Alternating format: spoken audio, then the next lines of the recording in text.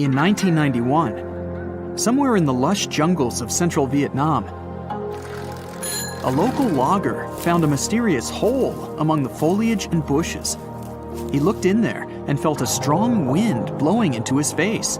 Then he heard a strange sound from the cave depths and realized that it was the sound of a river. The logger didn't check the cave, but decided to go back there with a flashlight and a rope. When he returned, he couldn't find the cave anywhere. He spent a few years searching for it. Finally, in the 2000s, the logger managed to locate it again. In 2009, he brought scientists to this place. They found out the cave, called Sundong, is the largest in the world. There's so much space here that you'll hear a long echo if you shout.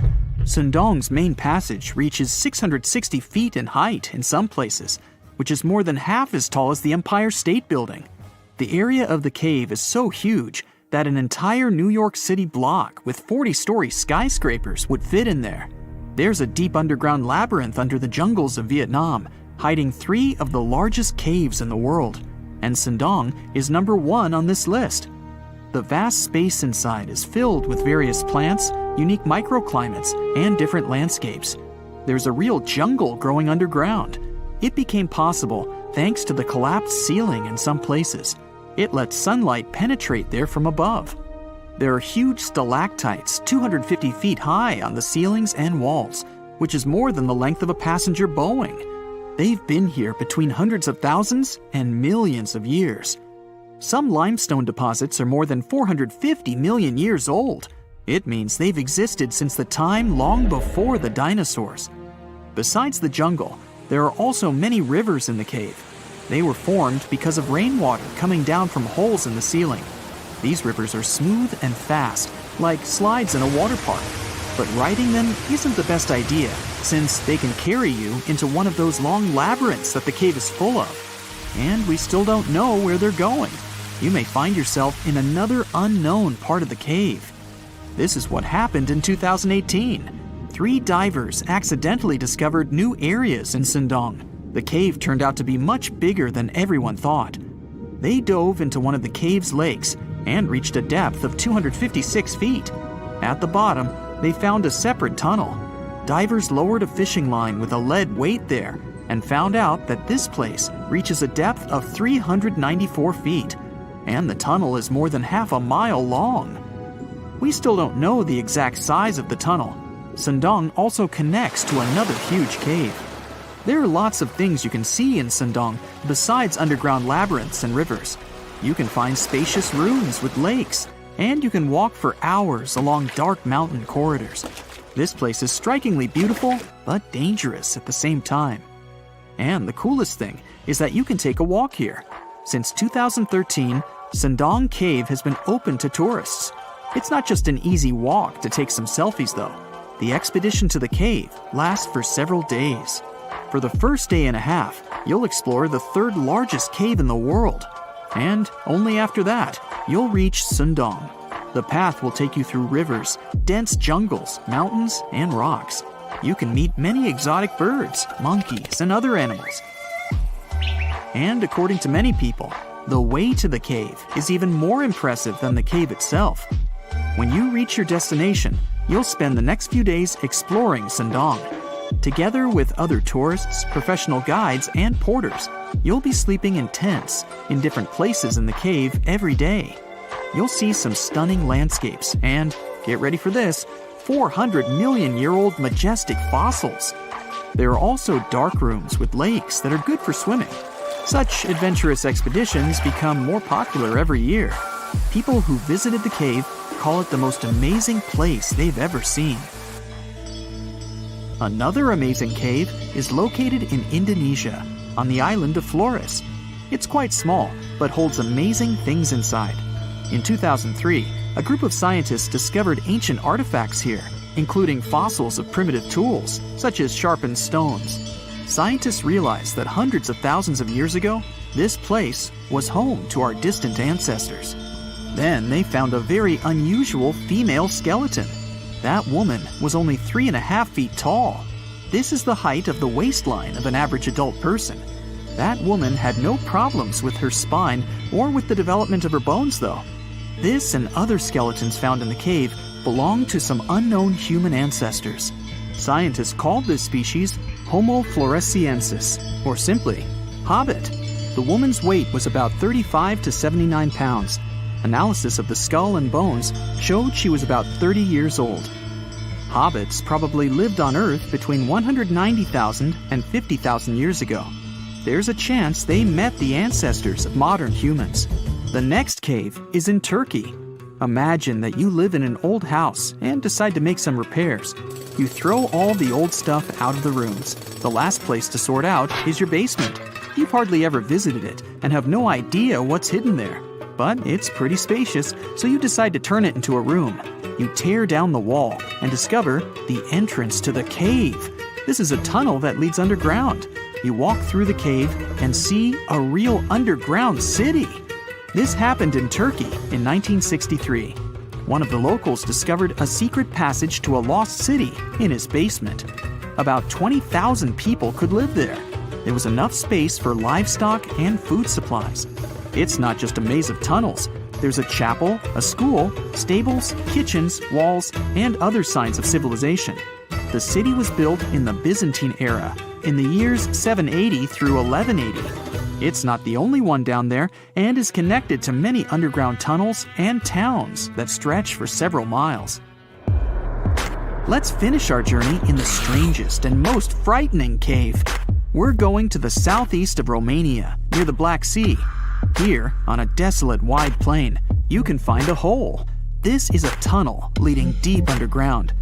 The air inside the cave has high levels of hydrogen sulfide and carbon dioxide. Under normal conditions, the air we breathe contains around 20% oxygen, but it's only 10% here.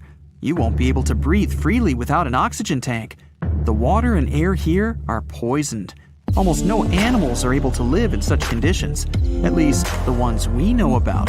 And this cave is filled with 48 species of living organisms, 33 of which are new unknown species.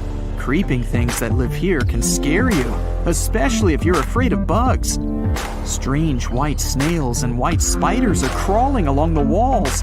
An unknown species of leeches and transparent shrimp are swimming in the water. White millipedes with huge mustaches are creeping on the ground. Here you can also meet an unknown kind of scorpion with a transparent white body that doesn't look like any other kind of scorpion. Nothing here looks like ordinary animals at all. All creatures in the cave are white or transparent.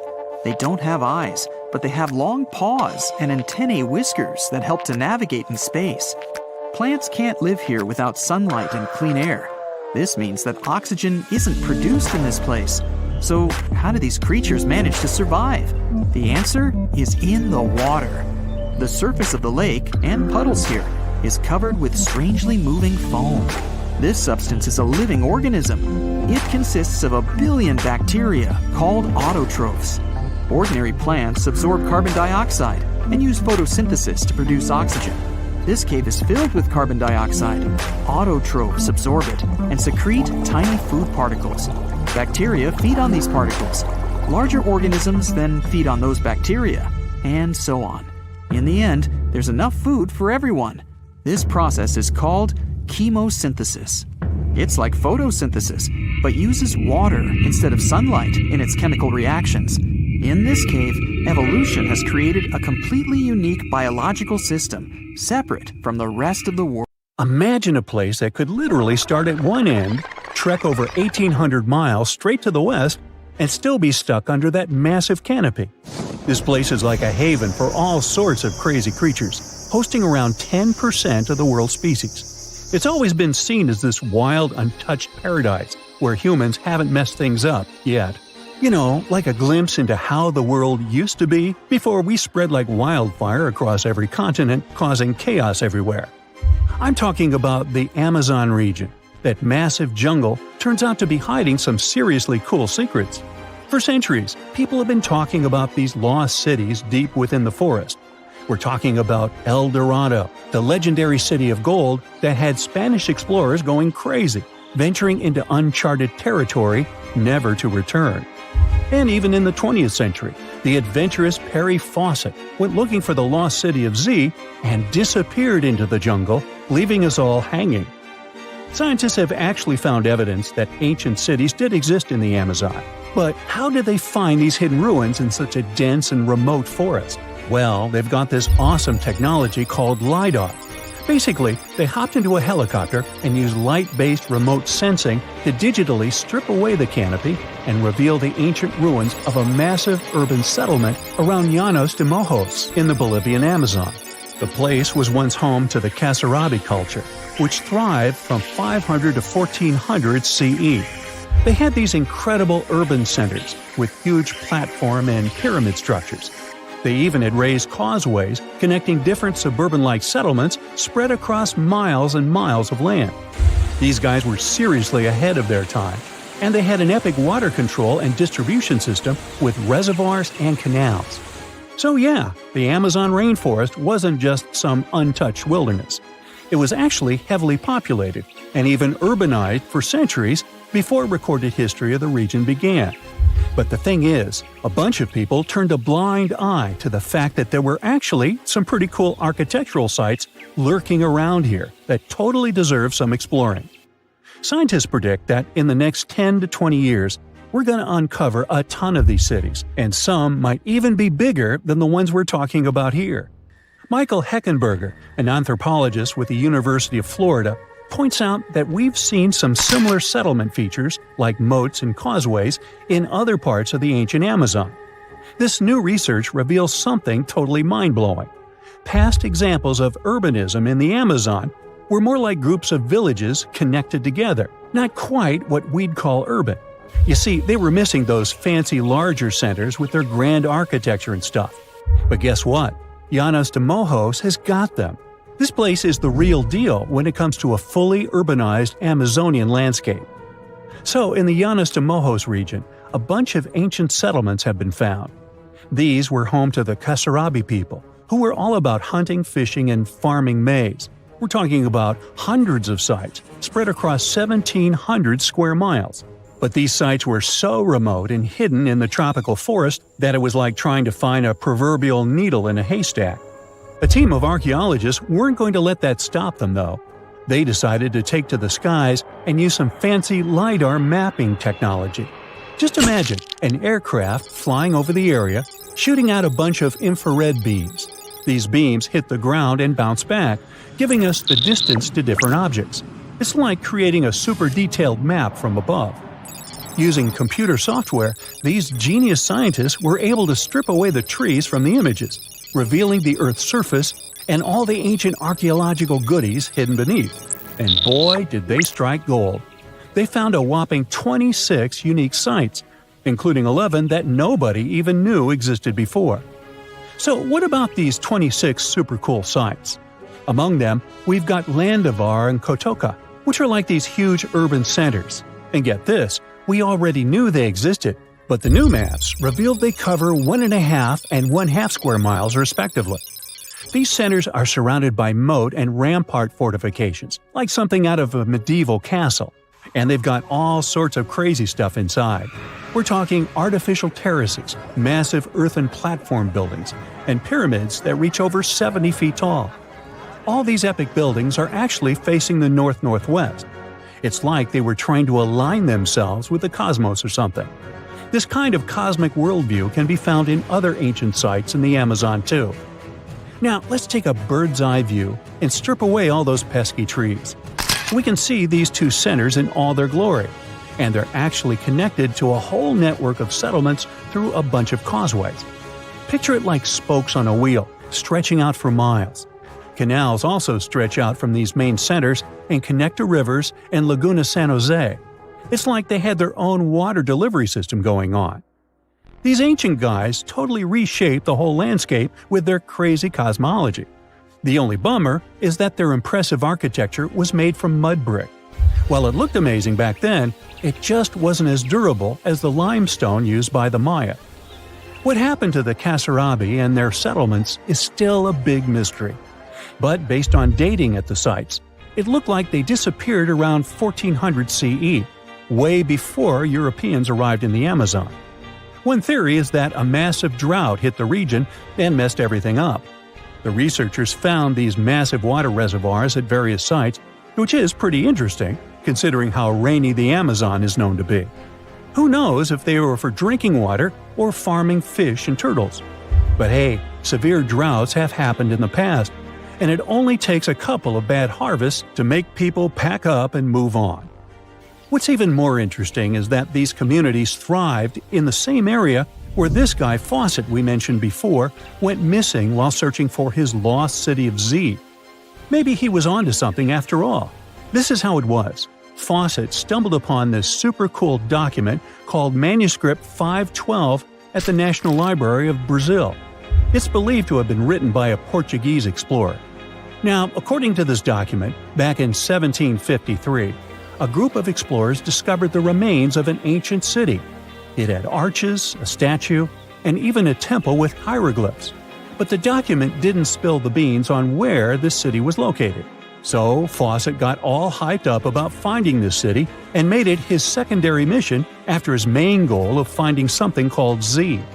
At one point, he had to come back to Britain to run some errands, but in 1920 he decided to give it another shot.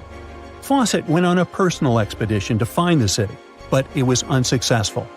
5 years later, Fawcett, his son Jack, and their buddy Raleigh Rimmel disappeared in the Mato Grosso jungle. Some researchers think that Fawcett might have been influenced by info he got from indigenous folks about this place called Cujicagú. Turns out Cujicagú was discovered by Westerners in 1925, and it had the ruins of 20 towns and villages. Up to 50,000 people might have lived there. And get this, the discovery of other earthworks in southern Amazonia totally supports Fawcett's theory. In 2005, an American journalist wrote an article about Fawcett's crazy expeditions and discoveries. He called it The Lost City of Z. Catchy, right? Well, in 2009, he turned that article into a book with the same name. And in 2016, the super talented writer-director James Gray made it into a movie. Now, here's where things get a bit sad. The Amazon region is changing rapidly. Farming, ranching, and energy production are changing this incredible place. And guess what? Those untouched areas with ancient relics won't stay untouched for long. It's a race against time to document and preserve what's left of our past before it's lost forever. It's the first day of your long-awaited trip to the Amazon forest. You flew all the way to South America. More specifically, you landed in the city of Manaus. It's the heart of the Brazilian Amazon. So far, you've traveled by air, car, and now water. You are on a tiny boat, moving through the dark waters of the Amazon River. Yes, the river is also called the Amazon. And just FYI, it's the second longest river in the world. It loses only to the Nile River in Egypt. The Amazon sprawls for an impressive 2,700 square miles, beginning in Peru and ending only when it meets the Atlantic Ocean off the coast of Brazil. To get a closer look at the forest, you decide to start by exploring it by boat. First up, you watch some piranha fishing. You can even try to catch one yourself if you like. As you may know, piranhas are carnivorous fish that inhabit the Amazon River, so it might not be your best option to go swimming in these waters. One of the most emblematic species of alligators present in the Amazon River basin is the broad-snouted caiman.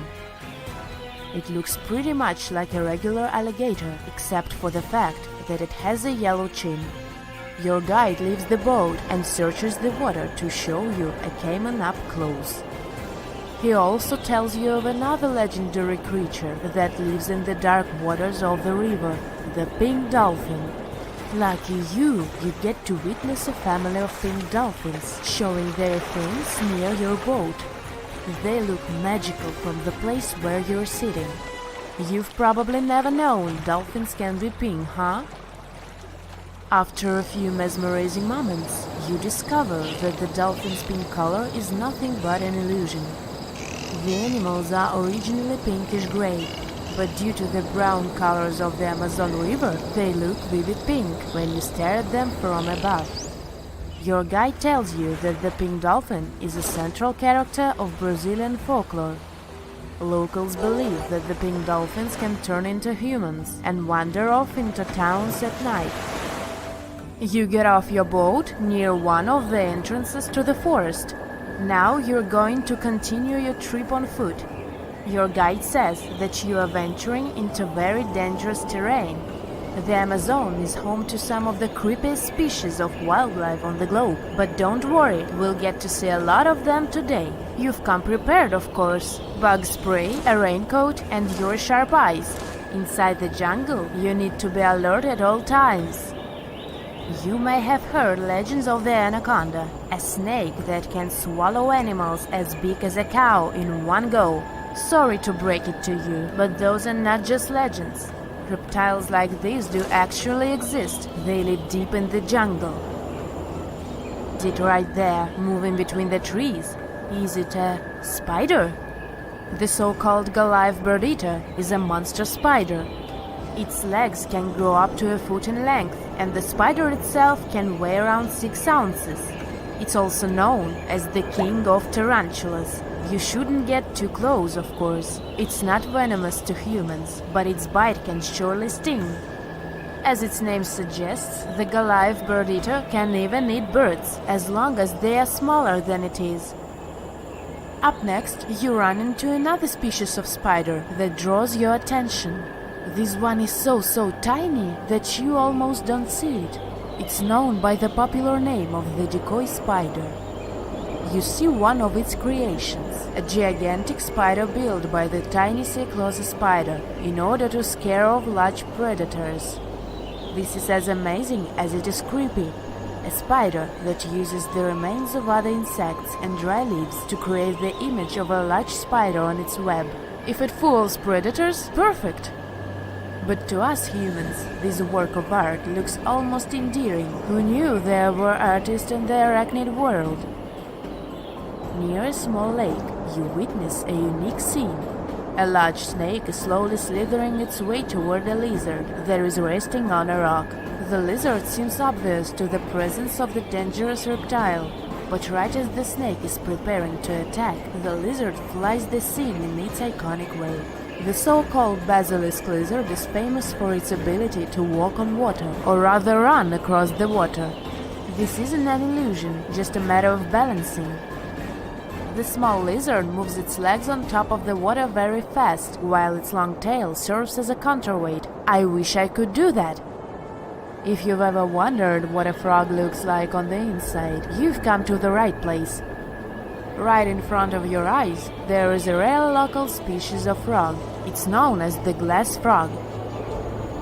This species of amphibian has a type of transparent skin that is completely see-through. In other words, you can see the frog's interior with astounding clarity. It's as if you had X-ray vision. Moving on with your journey, soon you come across a pond. Floating on its water is probably the biggest water lily you've ever seen in your life. These huge plants are also known as the Victoria Amazonica. They can measure up to 8 feet across and hold the weight of a grown-up person. But I wouldn't recommend trying to climb on it if I were you. Just cause, you know, it's the Amazon forest we're talking about. The wildlife here is amazing, but the forest itself is also a sight. There are over 80,000 species of plants and trees grown in the Amazon rainforest. In fact, you can find 10% of all the world's wildlife in this jungle. An estimated 400 billion trees grow on the gigantic area the forest occupies. Of course, this place is bound to be biodiverse, right? You won't be able to witness this phenomenon during your trip, but your guide tells you about a unique species of tree that is famous for being able to walk. Yep, you've heard correctly. There are walking trees in the Amazon rainforest. They don't have legs or anything like that, but they do move around in search of better lighting conditions. The Amazon canopy is so thick that only 1% of sunlight can reach the forest floor. Because of this, some trees end up getting less sunlight than others.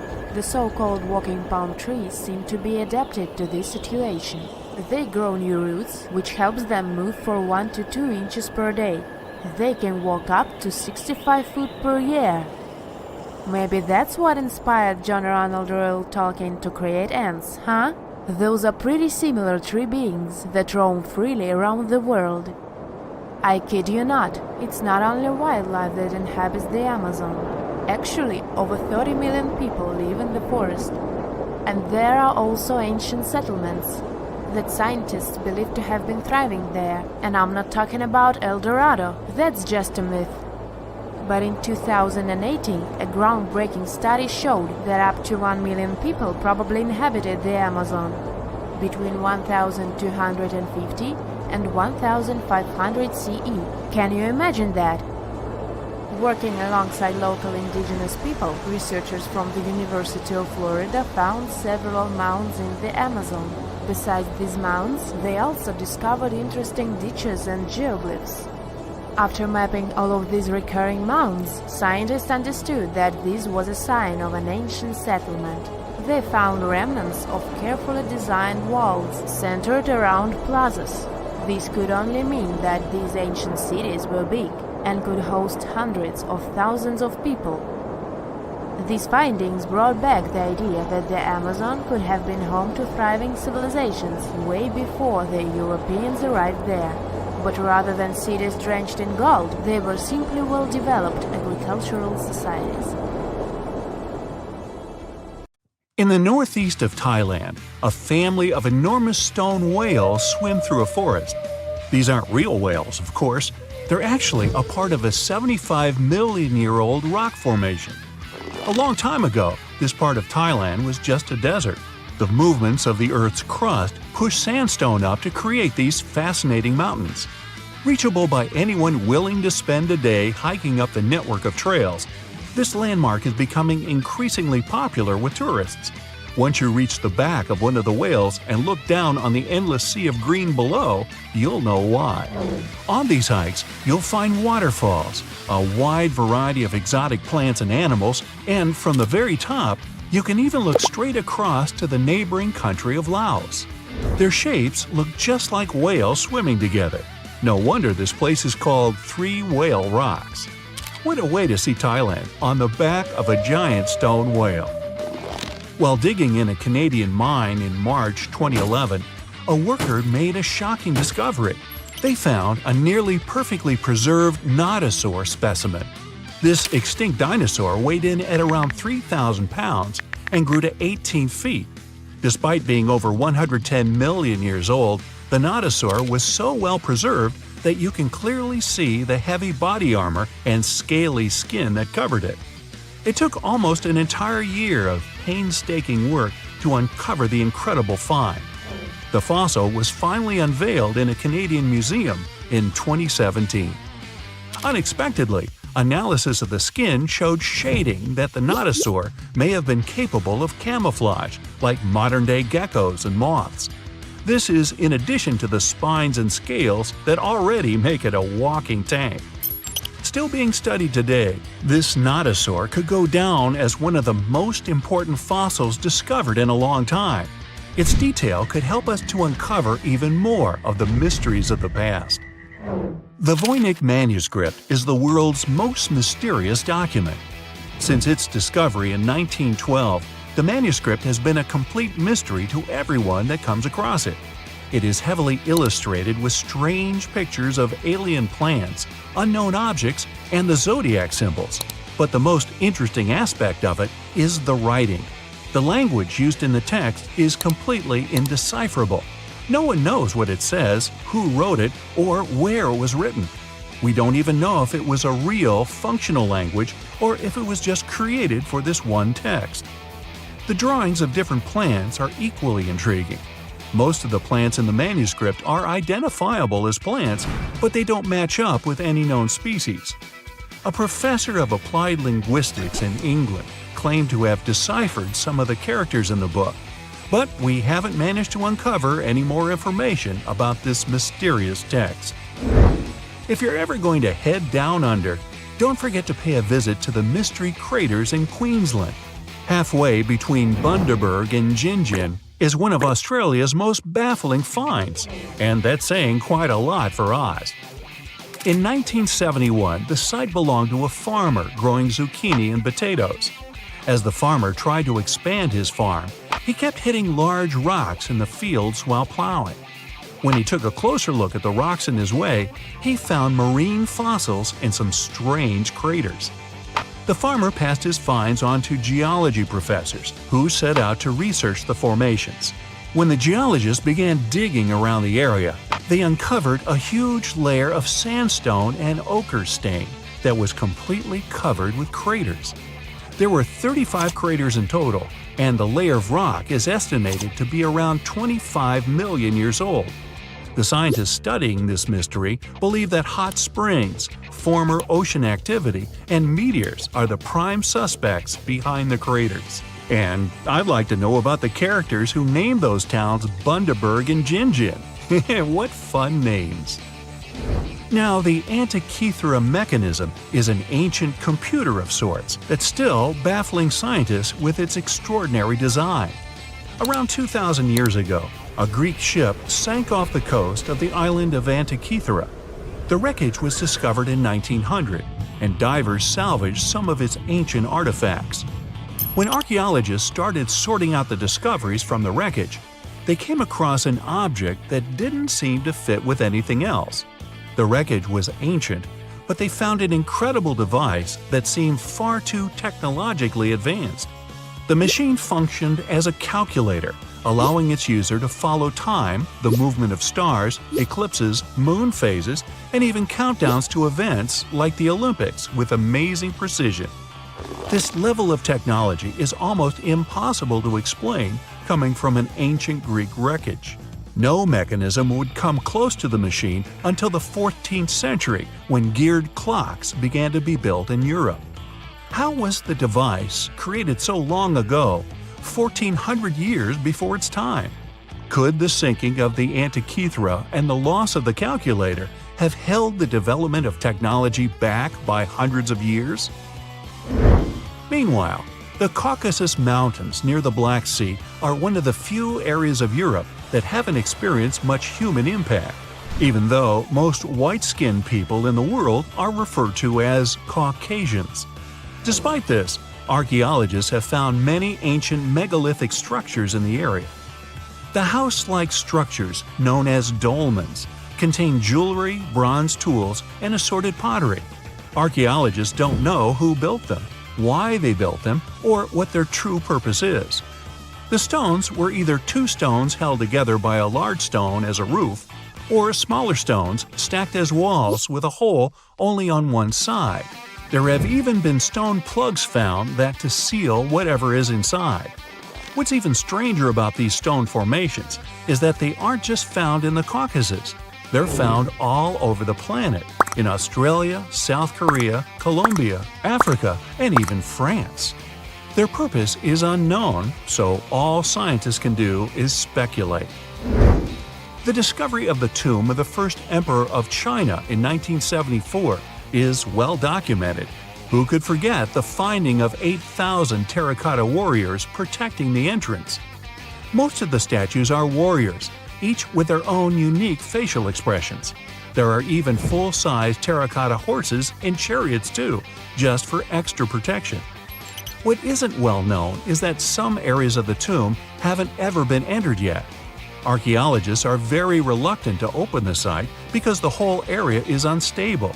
There might be something amazing inside, but no one wants to risk losing an amazing piece of history. Eventually, researchers will send tiny robots into the unopened tombs to give a better idea of what's inside. Until then, archaeologists have to wait a little bit longer for the secrets. In southern Costa Rica, people have discovered a collection of mysterious stone spheres. There are over 300 scattered around the landscape, and some are almost 7 feet across. No one knows their purpose or how they were produced. One thing we do know is the material they were made from: gabbro, a volcanic rock. Carving the stones into their perfect spherical shapes would have taken a lot of time and effort. Researchers think they might have been made by a now extinct group, using barely any tools. The best theory is that they use small stones to chisel away at the edges of boulders before using sand to smooth the sides.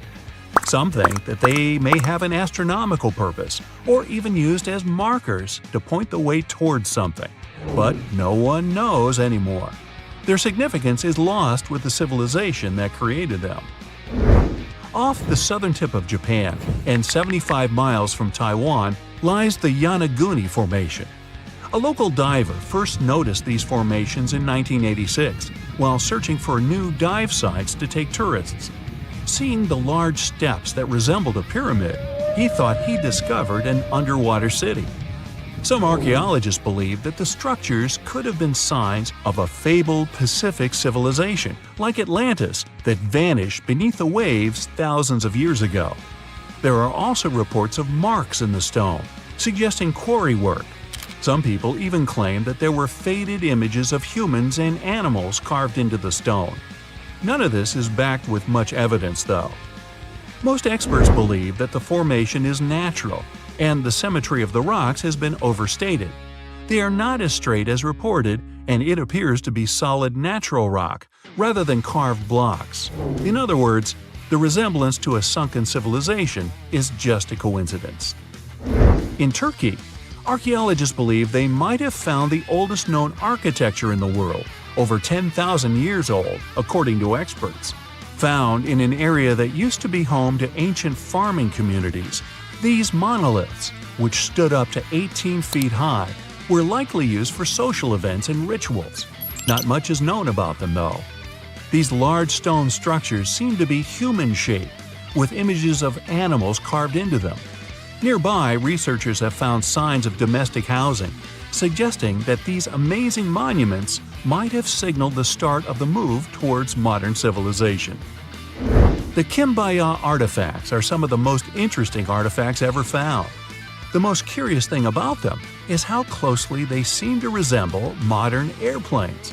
They're so aerodynamic that modern scientists believe they might even be able to be used as blueprints for a functioning aircraft. In 1994, two aeronautical engineers created larger-scale models of these artifacts. They proved that the designs fly, with a little help from modern engines. What's really astonishing is that these objects are possibly thousands of years older than the first airplane by the Wright brothers. Just another one of our world's fascinating mysteries.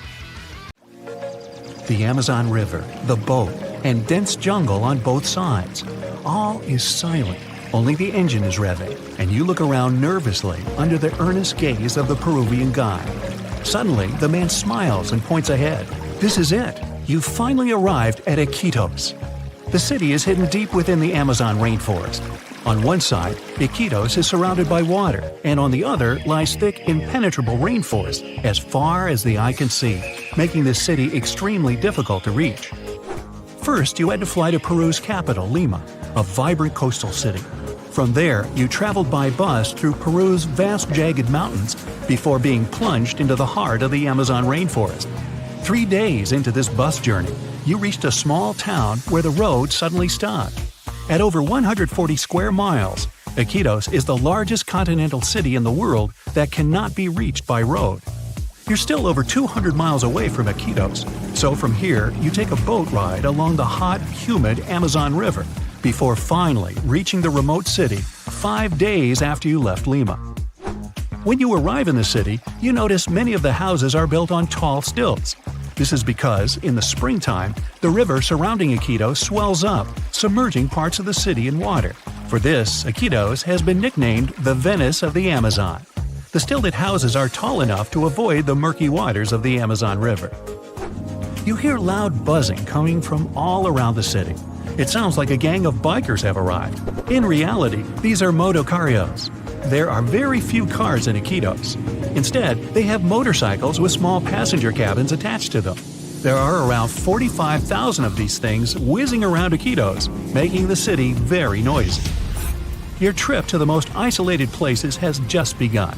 So, you head to Norway and arrive in the capital city Oslo. Immediately, you hop on another plane. After a 3-hour flight, you land at the world's northernmost public airport, Longyearbyen. You step off the plane to see a small and colorful town enclosed by snow-topped mountains. There's no settlement further to the north than this. Longyearbyen translates to the Long Year Town, named after its American founder, coal miner John Longyear. You take a walk along the coast of the small town. The water is a beautiful crystal blue. You decide to dip your toe in to test it out. Ow! Bad idea. The average temperature of the water here is 32 degrees, making it ice cold. In the distance, you can make out a fuzzy white creature. It's a polar bear. In fact, it's a group of them. In Longyearbyen, polar bears famously outnumber humans. Around 3,000 of these animals populate the area compared to the human population of 2,300. Finally, the sun sets. You grab a blanket and sit back to take in the stunning view of the northern lights. Now, imagine you're walking in the scorching heat across Egypt's Great Sand Sea. You've been walking for miles, hours, days even, dreaming of water, greenery, and a place to rest, when suddenly you come across a small settlement with olive groves, palm trees, and even freshwater springs. This isn't a heat-induced mirage. It's the Siwa Oasis, an Egyptian city of 23,000 people and a miracle of nature. You travel here by flying to Egypt's capital, Cairo, and then embarking on a lengthy and desolate bus ride across the desert. When you finally spot some greenery amongst the sand, you have reached the Siwa Oasis. After refreshing yourself in the cool waters of the springs, you explore the city further and come across ancient ruins. This city has existed since 10,000 BCE, and many historical remnants can still be found there today. Amongst these ruins, you notice there are newer buildings. These are where the modern-day Siwi people live. You spend some time with the Siwi, a friendly and unique community of Egyptians. They tell you all about their city. The Siwa Oasis is located in the middle of the Sahara Desert, and due to its harsh climate, it's one of the most remote cities in the world. You notice how dry the air is and how scorching the sun feels. Reaching highs of 118 degrees Fahrenheit, this heat makes the Siwa Oasis a difficult place to live. It's time to travel to a more balanced climate. You head northeast and arrive in Russia's capital, Moscow. From there, you take a flight east again, traveling further and further across Russia until you're closer to Alaska than to Moscow. You've reached the city of Petropavlovsk, which translates to City of Peter and Paul. The first thing you see are giant mountains surrounding the city, cutting it off from the rest of the world. These mountains are in fact volcanoes. In this far eastern part of Russia, there are more than 300 volcanoes, including 29 active ones. These volcanoes stop any roads from reaching Petropavlovsk. The city depends on flights and boats to import supplies. You turn away from the volcanoes to stare out at the blue, shimmering ocean. The water looks nice, so you head down to the beach where a crowd of sea lions are sunbathing along the sand. Petropavlovsk is home to incredibly diverse wildlife. Just off the shore, you can see a whale fin poking out of the water. You explore the city's diverse landscape. You go to one of the city's ski resorts and spend the day on the slopes. Then you hike up a rocky path to the base of one of the city's many volcanoes.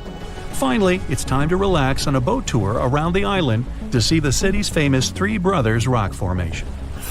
Feeling inspired, you travel to another volcanic land, Chile's Easter Island. The island doesn't have a harbor and only one airline flies to the remote land, so you travel an entire day to Santiago, Chile. Then you climb aboard a small plane to fly to Easter Island. You walk among the high cliffs of the barren island and come across its famous monuments. These are giant, mysterious statues of human heads. They're called moai and were carved by the local people around 800 years ago. You inspect the earth beneath your feet. It looks and feels very dry.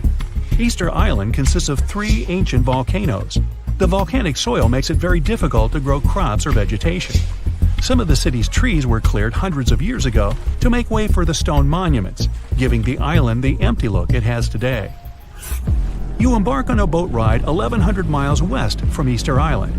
You reach a small green land floating in the Pacific Ocean. This is Pitcairn Island. You might recall that this place played a major role in the mutiny on the Bounty. You come down from the boat and begin your journey to reach Adamstown, the center of the island where its 43 inhabitants live. To reach Adamstown, you hike the Hill of Difficulty, a steep and rocky 200-foot climb to the top of the island.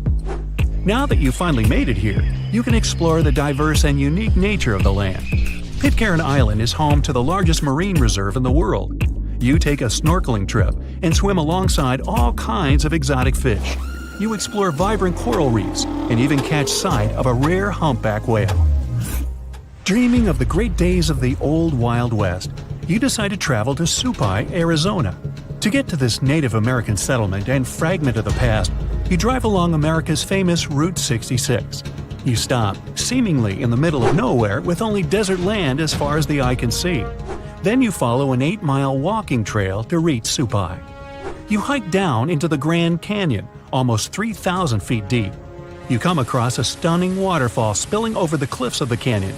This is Havasu Falls, a popular tourist spot, famous for its vivid blue-green water. After a further mile's hike, you finally reach Supai. Over 200 members of the Havasupai Indian tribe reside in the small town. It's often referred to as the most remote town in the United States. To your left, you see several mules making their way across town with packages on their backs. Because no roads lead to this small settlement, mail is delivered by a mule train. Without it, it would take the average mail carrier a 16-hour hike to complete this route. You walk around the area and come across many more towering blue waterfalls. The untouched nature and great views of the Grand Canyon make the long hike worthwhile. After a beautiful sunset, nighttime falls, and there are no lights for miles. The land is lit up by the countless stars shining overhead. A comfortable abode with a gorgeous view of the Mediterranean Sea will serve as a perfect rain shelter. Well, this is what a real estate advertisement might have looked like for Neanderthals 100,000 years ago. Welcome to the weird and wonderful caves you could live in, or not. Of course, back then, neither real estate and advertising had been invented yet. Never mind the fact that Neanderthals couldn't build houses and often lived in caves. Yet, one of those caves looks an awful lot like a residential building. It's situated inside a high limestone cape called the Rock of Gibraltar. If the Neanderthals had had an economy, the caves inside this rock would have cost a bundle. Navigators discovered it in 1907. They just spotted a big hole inside the fortified rock. For many years, scientists have studied this place and found some traces of Neanderthals. They discovered ancient tools in the cave and bones of old animals. But the coolest thing was, they found 4 caves inside the rock. It was like a residential complex. Neanderthals lived alongside neighbors and helped each other hunt and fish. They created feather decorations and painted abstract drawings on the walls. Imagine our ancient predecessors hanging out in these caves 100,000 years ago. And now, scientists hang out there and study the primeval past of Neanderthals in detail. At the end of 2021, archaeologists uncovered a gap inside one of the caves leading to an unknown tunnel. They crawled through this hole and opened a new space under the cave roof. This place has been closed off from the outside world for over 40,000 years. And it seems it was one of the most prestigious apartments in the entire mountain complex. It has high ceilings with ancient stalactites. The ruined stone curtains divided the apartment into several rooms. Scientists also found the remains of ancient animals and scratches on the walls. It seems that Neanderthals had never lived here, but they used to visit this place. Archaeologists found the shell of a sea snail called dog whelk. One of the Neanderthals brought it here for some reason, but the primary owners of this place were hyenas. These caves show that Neanderthals were closer to humans than to monkeys.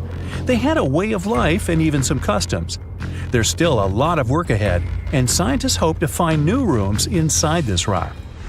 Meanwhile, in 2003, archaeologists discovered another early dwelling on the Isle of Flores in Indonesia. Among the green jungle, they found a cave with ancient tools. At first, everyone thought the human ancestors lived here, but then scientists discovered an unusual skeleton of an adult. A thorough analysis showed the skeleton belonged to a 30-year-old woman, 3.5 feet tall, just above the waist of an average adult. The woman's weight was equal to the weight of an adult shepherd. The skeleton didn't belong to Neanderthals or Australopithecines. It was a new unknown species, which scientists called Homo floresiensis, or simply the Hobbit. Also, there were remains of unusual ancient animals in the cave. It was an elephant the size of a cow, some large storks, and giant rats. Archaeologists have found out that hobbits were not the owners of this place. The main inhabitants were the rats the size of a cat. Maybe they were fighting the hobbits. Some analysis shows that Homo floresiensis wasn't our direct ancestor. They were in a separate branch of evolution. The hobbit skeleton looks more like that of a monkey than of modern humans. In 2009, in the dense jungle of Vietnam, archaeologists discovered Son Don, the largest cave in the world. If you go inside the cave and shout, you'll hear your echo a long time. In some places, the height of this cave reaches half the height of the Empire State Building, and the total area is larger than one central block of New York. Son Don is one of the 3 caves in the Vietnamese jungle. Many intricate mazes connect these caves. Inside, you can find unique plants and trees that live separately from the outside world. It's a real underground jungle. In some places, you can find collapsed ceilings that let the sunlight in. Besides unusual trees and plants, ancient stalactites hang there. Some limestone deposits are more than 450 million years old. They were here even before dinosaurs appeared. There are also many rivers in the cave. Rainwater coming down from holes in the ceiling has formed them. Fast streams resemble slides in a water park.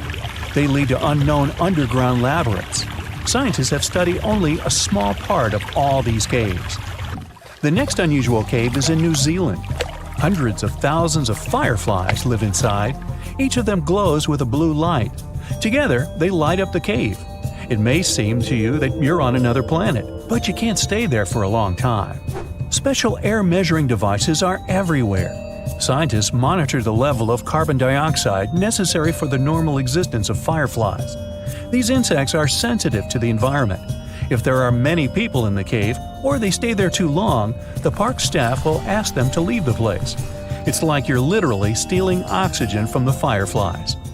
We've seen some pretty amazing caves so far, but how about a scary one? We're going to the desert of Yemen's Al-Mara province. What we're looking for is not a cave, it's just a black hole in the ground, right in the middle of the desert. It's big, the size of a basketball court. It's not its size that could scare you, but what's inside. Scientists are still not sure what it is. From the depths of this black abyss, a disgusting smell of rotten eggs constantly comes out, and sometimes you can hear some strange, frightening sounds. The blackness of the giant hole in Yemen absorbs all the sun's rays, so you won't see what's there even with a powerful flashlight. People flew over this place by helicopter. They filmed using drones and the most powerful lenses, but they didn't catch anything except darkness. It looks like a big ink spot in the middle of golden sand. The locals are afraid to approach this place. They believe the cave leads to another dimension where evil creatures live. At the moment, the giant hole in Yemen is one of the most poorly studied and mysterious phenomenon of nature. How did it appear? How old is it? Where does it lead? Scientists are trying to find the answers to these questions. There are theories that the hole appeared because of construction work. Geologists drilled the soil nearby in search of minerals. It could have caused fluctuations in the Earth's crust and collapsed the surface. But no one can prove this theory, yet. And now, imagine a place where sunlight has not penetrated for more than 5 million years. There's little oxygen, and it's cold and damp. Still, life is born in this place, not only microbes and bacteria, but also something bigger. The living conditions in this cave are very different from the usual ones, so, in a sense, this cave is like another planet. It's the Movil Cave in the southeast of Romania, near the Black Sea. The entrance is a small hole in the ground. Inside, a tunnel leads deep below the surface. The levels of hydrogen sulfide and carbon dioxide are above normal inside the cave. The air here is half as much oxygen as on the surface. People can't be here without an oxygen mask, but other creatures living here can. The cave is home to 48 species of living organisms.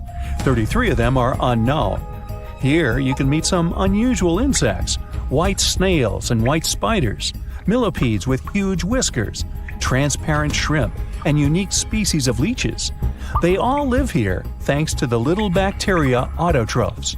They absorb carbon dioxide and release food particles. Bacteria feed on it. Other larger organisms feed on these bacteria, and some bigger organisms eat those little ones. In the end, everyone gets food. In this case, evolution has created a biological system separate from the rest of the world. Can you pronounce this name of the Aztec capital city? Yes, it's quite difficult to say in English and above my pay grade. Okay, it's Tenochtitlan. And Mayan cities are hard to pronounce too. Consider Jaxchilan. They must be part of the same language, right? Well, not really. The Aztecs and the Mayas were among the most famous Mesoamerican peoples. That's present-day Central America. But they didn't speak the same language, and they weren't even the same civilization. The two nations lived in different eras. The Aztecs dominated the region from the 14th to the 16th century. Back in Europe, this was near the end of the Middle Ages. The Mayas came before the Aztecs.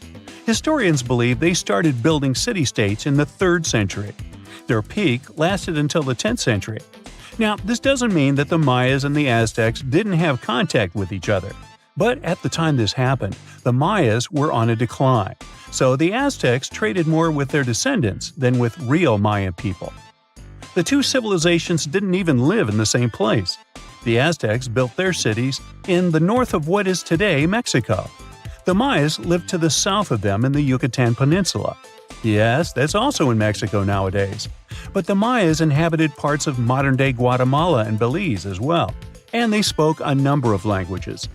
There's a whole Mayan language family they spoke, not just one language. Some of those languages have survived through today. Estimates show that there are 6 million indigenous Maya people groups spread across Central America. In Guatemala, there are 21 Maya languages recognized by the authorities. Further north, in Mexico, the number of official languages is 29. For the Aztecs, the situation is much simpler.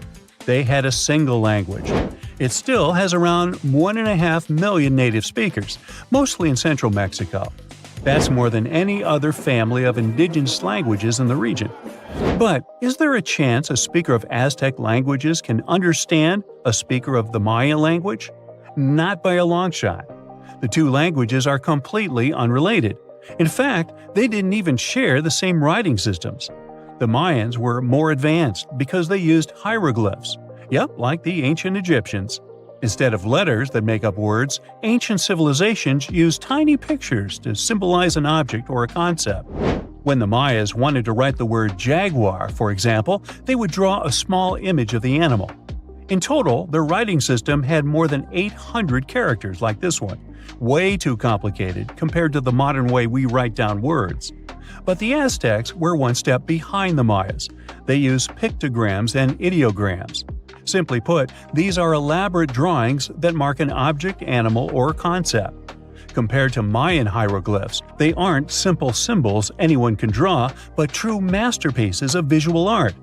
Only highly skilled painters could draw them. I don't say write because, technically, the Aztecs didn't have a writing system. So you could say that the Mayas were more advanced when it came to language. After all, they had the only known fully developed language in the Americas before the arrival of Europeans. But in terms of culture and economy, the two societies weren't that much different. Neither of them used work animals for agriculture and transport. The main crop for both peoples? You guessed it, corn. What they called maize. Christopher Columbus was the first to transport corn back to the old continent in 1493. The Mayans also cultivated sunflower, vanilla, and cotton. The Aztecs produced chili, beans, and squashes. When it comes to meat, the Aztecs were happy to catch fish and shrimp. The Mayans penned turkey, just like we do with chicken today. The Aztec society consisted of nobles and commoners, all led by an emperor. The Mayas mostly lived in independent city kingdoms, ruled by a king and his royal household. There were no wheeled vehicles in these civilizations. Aztec merchants traveled across Mesoamerica carrying goods on their backs. Not the most comfortable mode of transportation, definitely. We shouldn't think of Aztec roads as the ones we have today. They were narrower because they saw only foot traffic. Mayas used a similar road system that also included canoes. They wouldn't travel far from the coast, though. They carved out these vessels from large tree trunks. An average Mayan canoe was 50 feet long. That's the length of a modern-day yacht. The goods these Mayas traded ranged from salt to pearls. They considered meat a luxury good, together with gold, copper, and turquoise. And can you guess the currency of Mayan merchants? Let me give you a hint. It wasn't metal and paper like it is today, but cocoa beans. They had a fixed market price, which made them the ideal payment option. The situation in modern societies is not much different. Around 2/3 of all countries have pegged their currency to the US dollar. For Mesoamericans, cocoa beans were their green banknotes. The Aztecs used the same exact currency, but with a twist. They had something called axe money. One axe was worth 8,000 cacao seeds. I bet their exchange offices were fun places to work. When it comes to minerals, jade was highly esteemed in both cultures. The Mayas and the Aztecs made tools and ornaments from it. These peoples believed jade brought beauty and long life to the person who wore it. Their jade mines were located in present-day Guatemala. And remember that city from the beginning that we could hardly pronounce? The founding of the Aztec capital gives an insight into the belief system of the whole nation. According to legend, the Aztec deity told them to build a city in the place where an eagle sits on a cactus with a snake in its talons. They saw this happen on an island in a lake. This is where they built the city. If you want to find it on the map of Central America today, look for Mexico City. That's the site of an ancient Aztec capital. It even got its name from the ancient nation, because Mexica was an alternate name for the Aztecs. They constructed the city on small artificial islands. It was slightly bigger than the surface area of London Heathrow Airport. The Mayas didn't have a capital city as we know it today. Their civilization spanned across 40 cities. These settlements had a population of 5 to 50,000 inhabitants. Today, these sites could be classified in terms of size as small American towns. But the total number of Mayan cities is not final. Archaeologists keep discovering new ones deep in the jungle of the Yucatan Peninsula. Quite recently, researchers unearthed a new site in the southeast of Mexico. They found a number of stone columns and named the city after the Mayan word for it. Back in the day, the city was part of the central Maya lowlands. Today, this region is covered with thick jungle. The Maya abandoned their settlements in this area around the 8th and the 9th century. Historians still cannot agree on why this happened. Some claim overpopulation was the main issue. Others argue the trade routes collapsed, so Mayan cities couldn't flourish anymore. Whatever the case, northern Mayan cities lived on.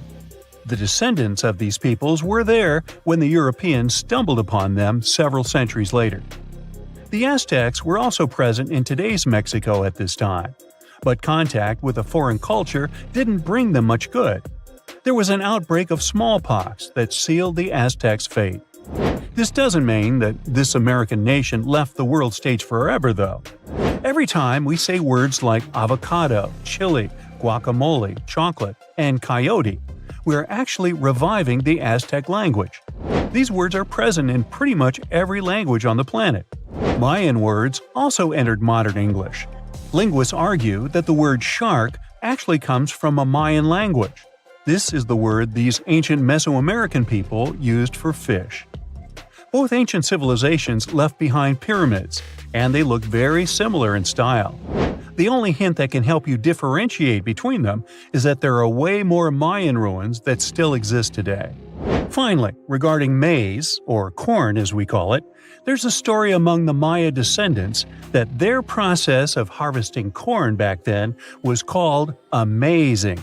Get it? Maize? Corn? Okay, I made that up. You're not surprised, are you? You are lost deep within the jungle in the Yucatan Peninsula in Mexico. There are strange noises all around you, and to make it worse, the sun is setting. Soon, you'll be alone in the middle of an unknown rainforest. Guess it was a pretty bad idea to come looking for El Dorado on your own, wasn't it? You keep walking as fast as you can, when suddenly, wait! What's this you're seeing? It looks like large stairways made out of stone. This definitely doesn't look natural, so you take a picture. Maybe you didn't strike gold, but you might have just found something relevant. Congratulations, you found Akamtun, a long-lost Mayan city, hidden 37 miles into the jungle. The name literally translates to stone column. Stone was probably in at the time, so these guys used a lot of it to build their pyramids, houses, and even ball courts.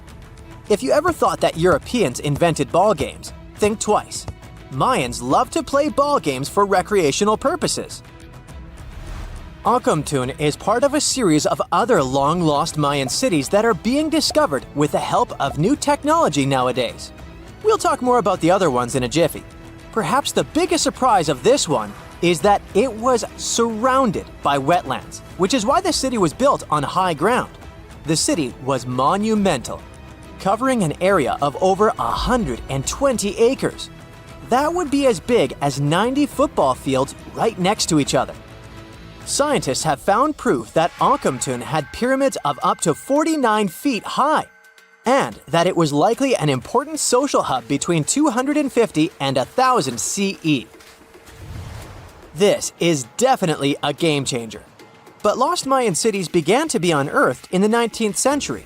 Modern technologies, such as LiDAR imaging, help archaeologists see through dense canopies of the forests. This means that people don't really have to risk getting lost in the tropical jungle like you did at the beginning of this video. LiDAR works sort of like an X-ray.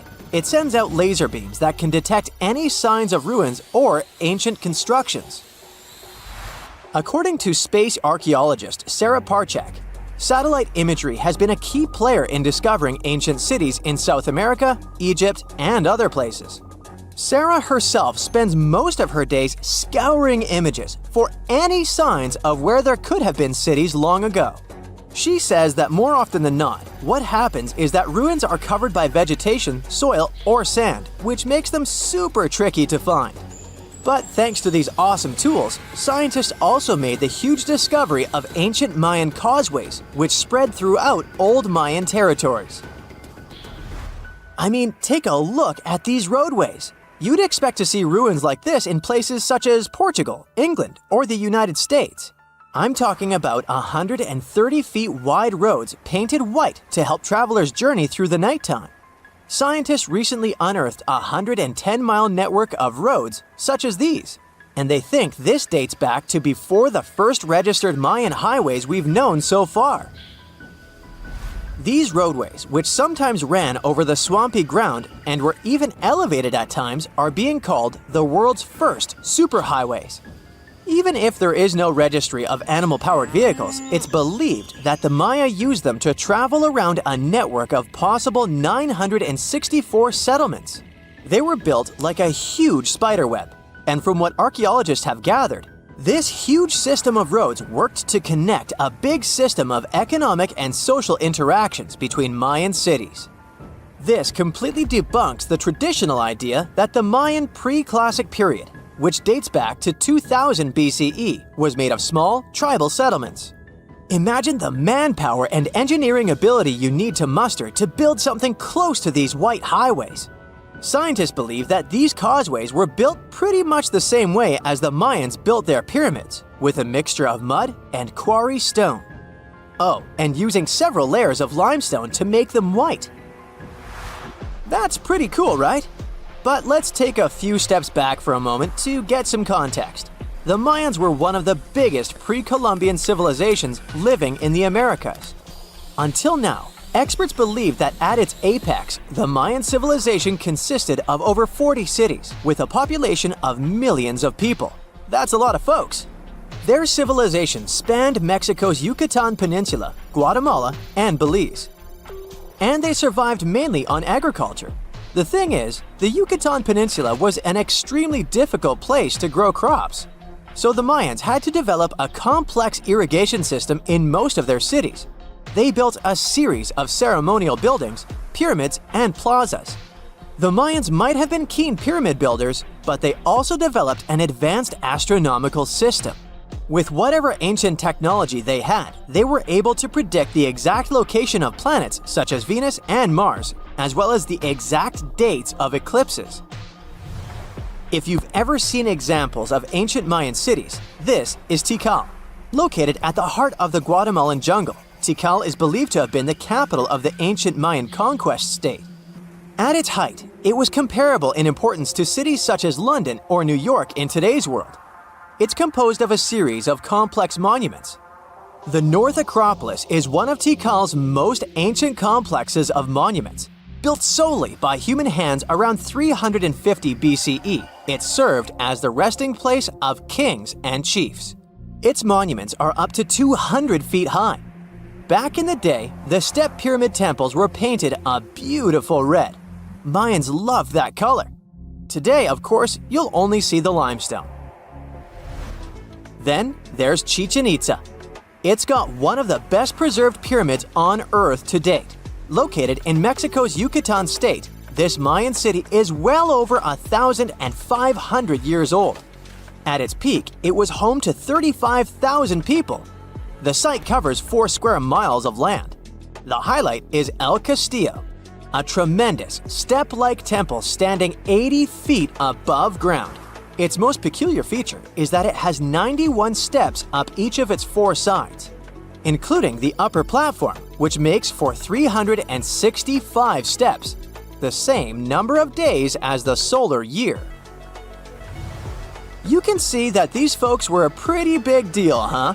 That's why nobody can really understand what happened to them. There's a big lack of evidence on the decline of this almighty empire. What could have been the cause of their demise? Was it a drought? New research in 2017 did bring some new discoveries into the mix. Using data from a site at Ceibal, located at southwest of Tikal, scientists analyzed radiocarbon data from ceramics and archaeological excavations to extract new information about the unexpected demise of this great civilization. The information shows that instead of a sudden collapse, the Mayans most likely fell in waves of social instability and political crises. These events are believed to have deteriorated Mayan city centers and began causing the dispersion of the Mayan population. It's hard to pinpoint the exact causes, though. But hey, recent discoveries are shedding a big light on humanity's past. Not only about the Mayan Empire, but about other long-lost civilizations of South America. A major recent discovery in Brazil was done using satellite imaging technology and is also shocking scientists. Some images from near the Xingu River, also in the Amazon, suggest that cities of millions of people might have existed inside the jungle, way before our modern civilization ever existed. I mean, if this doesn't shock you, I don't know what will. Satellite imagery also detected a network of trenches dating back to 200 and 1200 CE in the Bolivian Amazon forest. These proofs suggest settlements that could have supported around 60,000 people right in the middle of the Amazon forest. When researchers from the University of Florida went on ground to check the satellite information, they were shocked to find several mounds that were accompanied by ditches and geoglyphs. Archaeologists also found remnants of carefully designed walls centered around plazas, much like the type of construction done by the ancient Mayans. You know, scientists make discoveries that change the world, but even they can face mysteries. Here are 10 things that have baffled scientists. Imagine that you constantly hear a low-frequency hum, and no one can trace its source. Roughly 4% of the world's population hears the hum. It's a geography-free sound. I mean, people all around the world hear it, so the name varies from Tao's hum to Auckland hum, depending on the region where it gets generated. The sound is just on the threshold of human hearing. People hear it less when they're outside, and it gets louder indoors, especially at night. What's even scarier is that you cannot unhear it once you've heard it. Some folks say it started in London around the time of Charles Dickens, who wrote A Christmas Carol, and the low-frequency sound actually comes from the humbug. Or not. Actually, the earliest cases were recorded in Bristol, UK, dating back to the mid-1970s. Scientists have various theories about where the hum comes from and why only some people can hear it, yet they don't have a clear answer. It could occur when ocean waves move along the ocean floor. They shake the Earth when they collide with continental shelves. Or this might be happening because of volcanic eruptions and earthquakes. Oh, and how about ultra-low frequency radio signals used to communicate with submarines or even 5G? Upsweep is another type of unidentified sound. It was discovered in 1991 in the Pacific Ocean. The sound is high enough to be recorded throughout the ocean. Scientists theorize that the sound could be related to underwater volcanic activity. Interestingly, the volume of the sound has been diminishing compared to its volume when it was first discovered, yet it still can be detected. Plus, it's seasonal. It reaches its highest volume in spring and fall. Is it related to seasonal changes? No one really knows for sure. The next mysterious thing is a cone-shaped monument found in the Sea of Galilee in Israel. This monument was discovered accidentally by sonar scanning in 2003, but the findings were published only in 2013. The monument weighs 60,000 tons. It was once submerged by rising waters. Archaeologists say the monument is enigmatic because they can't figure out where it's from. They don't know what it's connected to or its function. So this big and unusual thing remains a mystery.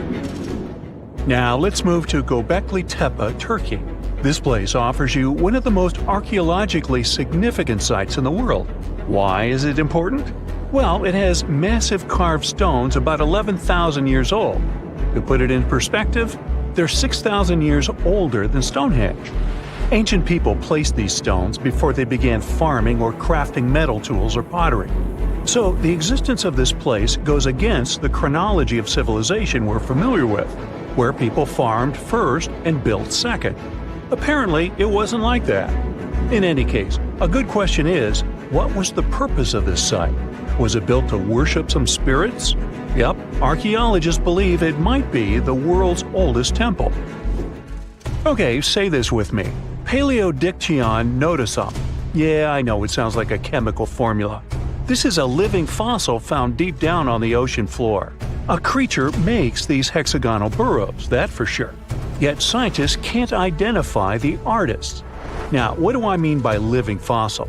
Well, Paleodictyon notusum is a creature believed to produce a burrow nearly identical to Paleodictyon fossils. Is it a worm-like animal that made them? Scientists don't know. One thing is clear, this isn't some random stuff created by geological forces. Now, speaking of fossils, take a look at this giant one. Its informal name is Godzillius. It was discovered in 2011 by an amateur paleontologist. This is a scientist who studies the history of life on Earth by analyzing fossil records. Anyway, back to Godzillius. It's almost 7 feet in length and 9 feet tall if you were to measure it upright. This fossil is 450 million years old, coming from the time when Cincinnati was underwater. It might be a fossilized algae mat, but some scientists have different opinions. This is a massive tunnel found in South America. The tunnel is at least 8,000 to 10,000 years old. At first, researchers discovered a couple of colossal burrows. They were enormous and neatly constructed. Geologists were amazed, saying they had never seen such structures before. There's no known geologic process to explain their formation. I mean, researchers have known about the burrows since the 1930s, but back then they believed that these tunnels were just some sort of archaeological construction, until they discovered huge claw marks on the walls and ceiling. They reasoned that some extinct species could be the ones to have left these marks. Many geologists strongly believe they found the burrows of giant ground sloths and armadillos. The structure is the largest known burrow from the Paleolithic age in the Amazon. Yet experts have many questions. How come such a deliberate-looking structure could form naturally? A researcher then discovered another strange cave. This one was hundreds of miles away from the massive tunnel. Fast forward, there are now more than 1,500 burrows from the Paleolithic age found in Brazil. What's even more interesting is that some of these caves are connected to tunnels that sometimes lead to chambers. I'll continue with a natural phenomenon. What if I told you that every year, especially in October, fireballs appear on the Mekong River in Thailand? According to legends, Naga fireballs are a call for Buddha to return to Earth, and river serpents are the ones making these calls. Well, that's a myth, but what does science say about it? Is it related to a flammable gas? There are no clear answers yet. These fireballs appear to rise from the water. They can go as high as almost 990 feet. They're like fireworks, disappearing rapidly. They typically glow with a reddish or orange color. I'll mention some legends too, because why not? They're thrilling. And it would be a shame not to include the one about the lost city of Atlantis. As you may know, the legend says that Atlantis submerged into the ocean around 11,000 years ago. Since then, not just scientists, but also treasure hunters and philosophers have been searching for the lost world.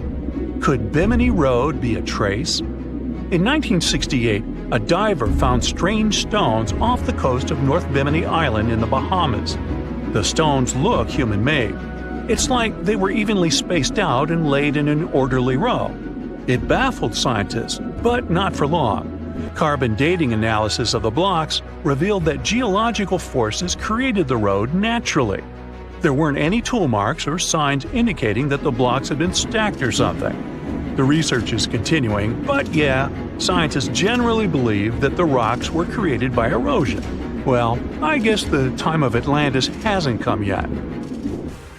Okay, picture this. You're wandering on the beach, and you see dozens of octopuses walking past.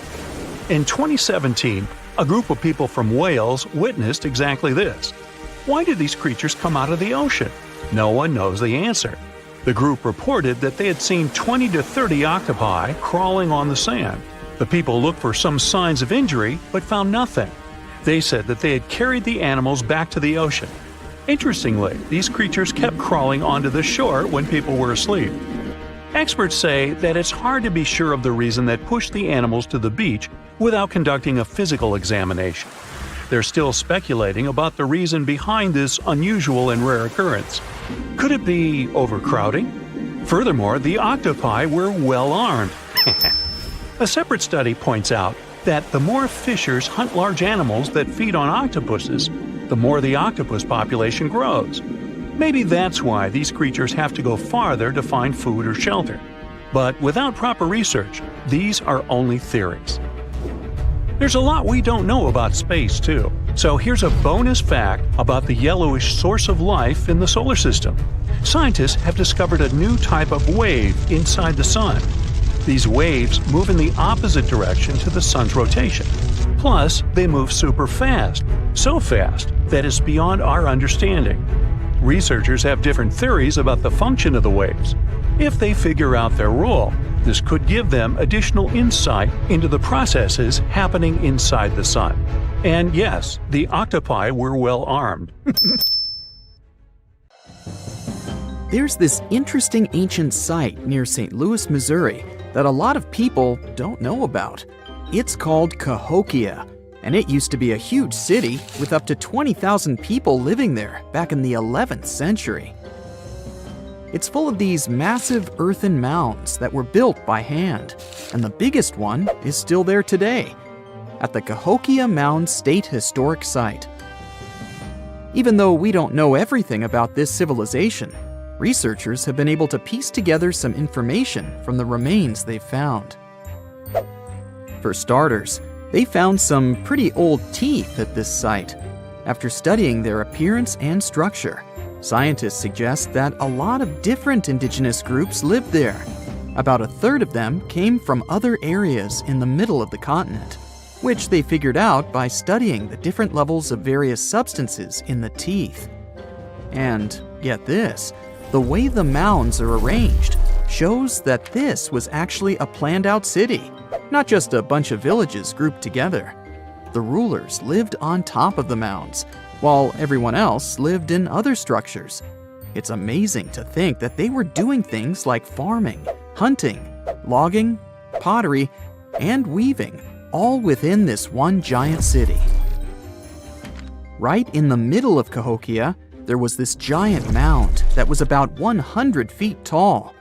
and around it, there was this huge wooden fence. Inside the fence was the city center, which had a big open space called a plaza. Archaeologists think that the plaza was designed to represent the 4 cardinal directions of the world.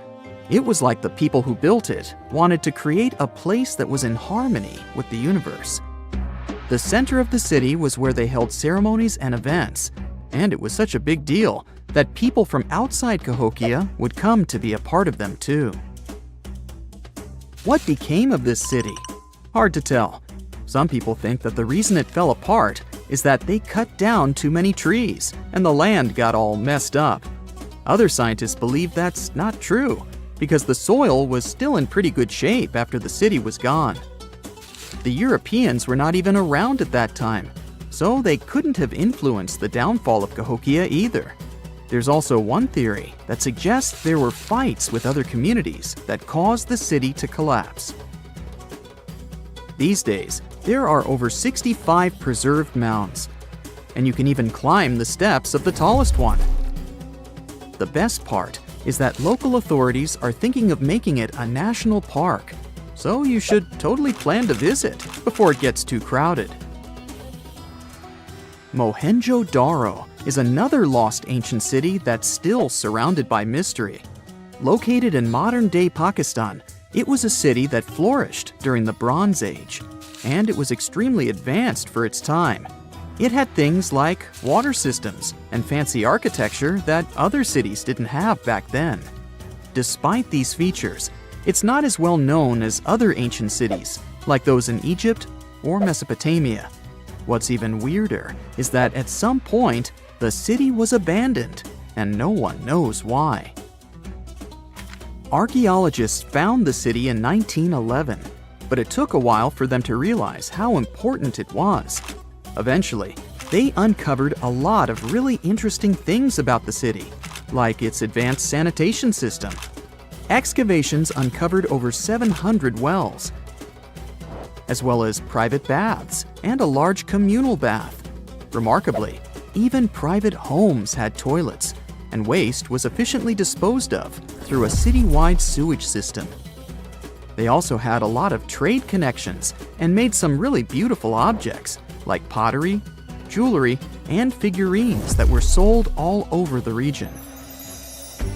Despite its amazing culture and knowledge, scientists have yet to figure out why the city was abandoned. Some people think changes in the nearby river might have had something to do with it.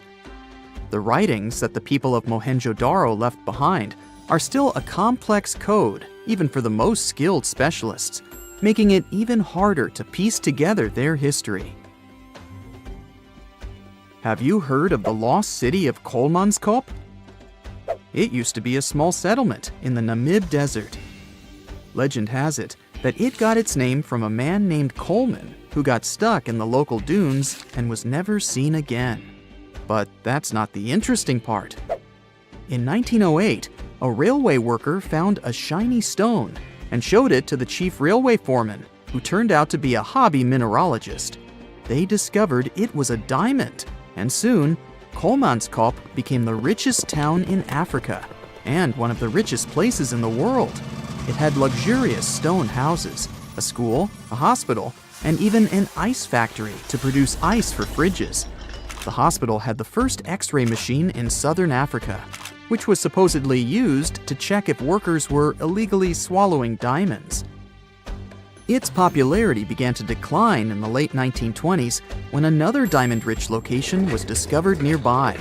Most of the inhabitants soon began to flee the city in search of a better life, leaving the buildings abandoned. In 1938, all machinery was taken south and the town was left to the desert. The last inhabitant left Kolmanskop between 1956 and 1960. The hot climate and low humidity have preserved the structures over time, and tourists can now visit this desert ghost town. You've surely heard about this next ancient city, Machu Picchu. It's this incredible ancient location in Peru. It stretches across a huge piece of land in the Andes Mountains and sits high above sea level. It's even considered one of the wonders of the modern world. But here's the thing. Scientists aren't exactly sure what it was used for. It could have supported up to 750 people, but there aren't a lot of human clues left behind. Some people think it was more of a spiritual or ceremonial place, while others believe it may have been like a fancy spa retreat for the nobles. The extensive terraces might mean it was used for crop testing or as a trading hub. And there's even a theory that it was used as a prison because they found a cell-like area too. It's amazing that even today, archaeologists and historians are still puzzled about how it was built. Did you know that they probably didn't even use wheels for transportation? And those massive granite rocks were somehow pushed up the steep Andean mountains, even though most of them weighed a lot. Some historians think that hundreds of people worked together to push each rock up the peak. The huge stones at Machu Picchu are also so close together that you can't see any cracks between them. It's pretty cool because it also makes the area safe during earthquakes, which is important since Peru is a shaky country. But how did the stones stay put during all those quakes? They actually move a little bit, but then they go back to their original spot, almost like they're dancing. Some people think wet wooden wedges were used to keep them in place, but that doesn't really add up, considering how big the structures are. Locals back then also seem to have built Machu Picchu without using any pack animals or iron tools. They had to sculpt and put everything together using mostly their hands. Plus, the citadel is built on a fault, so they had to move a bunch of stone and earth to make it flat. Scientists also think that the real construction is actually underground because of the deep foundations and drainage system. In fact, there's a hidden water system that was just recently discovered using 3D scanning. They didn't even use mortar to put the granite blocks together. They were so precise that you can't even fit a sheet of paper between them. One theory suggests that people that lived there used stone tools made of a harder material than the stone they were cutting. Imagine you could spend an entire week scanning ancient ruins and taking photographs of the world's most surreal archaeological sites. Would you be up for it? So, let's do some digging. The first stop on your busy itinerary is Southeast Asia. It's home to some pretty cool ruins. You start in Bagan, located in the hinterlands of Myanmar. There are many ways to visit the site, and you're glad you've booked 2 different experiences. The first one is a hot air balloon trip at sunrise. Right before dawn, you board the balloon, and as soon as the sun starts to appear on the horizon, you begin your flight over the marvelous area. As the sun rises, it glistens on more than 2,000 conic-shaped golden structures. The hot air balloon ride is quick, but it gives you unparalleled views of all the 40 miles over which the site sprawls. Back on land, you rent a bicycle and roam the village of ruins. Some of them are open and allow you to peep inside. These magnificent ruins were built between the 11th and 13th century CE and were mainly places of worship.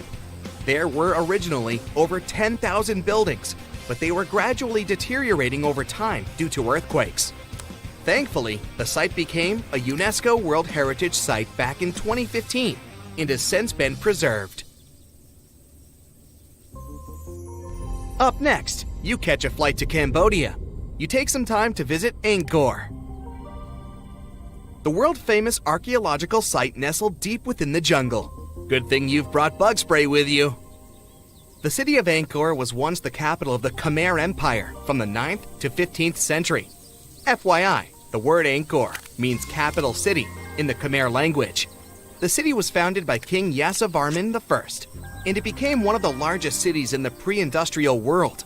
Researchers say nearly 1 million people live there. Until today, Angkor is admired for its stunning architecture. The Khmer style is recognized in the use of huge blocks of sandstone. The towers are believed to have been once decorated with gold. But today, the site is a maze of vine-covered temples. The city was abandoned in 1431 and wasn't rediscovered until the 1840s. Oh, and just so you know, this is also a UNESCO Heritage Site. It became one in 1992, in case you want to brag to your friends about your culturally rich adventures in the future. Now, your trip continues in Egypt. You're here to visit the Karnak Temple in the city of Luxor. You opt for the most unusual way to get to Luxor. That is, a boat ride down the Nile River. Leaving Cairo, you head south until you reach the famous ancient city. Luxor was once the capital of Egypt and a true hub of power and wealth. That is why the Karnak complex is such a great archaeological site. You choose to visit it at night, and still at the entrance, you are struck by the site's beauty. In the evening, artificial lights cast a golden glow on the temple statues and stone columns. The temple is huge and was built mainly around the 18th and 19th centuries BCE. Each Egyptian pharaoh from that period left their own architectural mark on the site. The highlight of this tour is taking a walk through the Avenue of Sphinxes and discovering the Great Hypostyle Hall. This hall is filled with towering pylons and solid sandstone columns, a true wonder. From Egypt, you head down to Jordan. Now, if you like terracotta landscapes, you've come to the right place. The city of Petra is a marvel of the ancient world. Located in Jordan's desert, the city was a commercial hub back in the 4th century BCE. The Nabateans, an Arab Bedouin tribe, lived in the so-called Rose City and thrived for many years, having accumulated a significant amount of wealth. The city was known for its innovative water management system, which made the region inhabitable. And yes, you'll catch a glimpse of its ruins on your tour. The rock-carved gate-like structure Petra is famous for what is called the Pharaoh's Treasury. It stands at the main entrance to the site and is said to have a treasure hidden beneath it. Don't forget to stand right beneath it and take one of those classic pictures for social media. Once Petra has been ticked off the list, you fly to southern Europe. More specifically, to the tip of the Italian boot. You have a day trip scheduled to visit the ruins of Pompeii. Pompeii can be reached by car from the city of Naples. It's home to the eerie yet well-preserved ruins of a city that was once engulfed by lava. When Mount Vesuvius erupted in 79 CE, it left the city of Pompeii completely buried under millions of tons of volcanic ash. The ancient city was first discovered by beneath the volcanic rock in the 16th century, but it was first cleared from debris in the 1870s. Today, you'll be able to walk down the streets of these ancient Roman ruins and imagine what the town looked like in its heyday. Pompeii was a vibrant and rich municipality. The site's ruins revealed that many areas of Pompeii had boasted impressive bakeries, markets, and even houses with balconies, which were a sign of great wealth at the time. And believe it or not, even some artworks survived the eruption. Archaeologists found well-preserved frescoes and murals with mythological creatures. All this indicates that members of the high society lived there. The city even had thermal baths and showers made from luxurious materials. While you're still in Europe, you'll hop over to visit the iconic Stonehenge. It's a perfect day trip if you stay in the city of London, just a short train journey away. Stonehenge dots the Salisbury Plain in Wiltshire, England, and is one of the world's most recognized ancient ruins. More than 5,000 years old, these curious stone rings are some of the oldest stone structures on the planet. Created out of sandstone, they are shrouded in misery. Who built them and why is still largely unknown. Popular theories claim that Stonehenge was used as a great solar calendar, built to help people keep track of days, weeks, and months. Talk about hard work to create a mere calendar, huh? And the final leg of your trip will take you to explore the Southern Americas. In Guatemala, in Central America, you'll find ancient Mayan ruins. The lost city of Tikal is a city made of 3,000 buildings, the remains of the capital of the Mayan Empire. You can compare its importance to such cities as London or New York today. The North Acropolis is Tikal's most ancient complex of monuments. Built solely by human hands in 350 BCE, It served as the resting place of kings and chiefs. Back in the day, the step pyramid temples were painted a beautiful red. Mayans loved that color. Today, of course, you'll only see the limestone. You might wonder what made such a great city turn into ruins. Well, archaeologists have no clue about the cause of Tikal's decline. Until today, this question remains unanswered.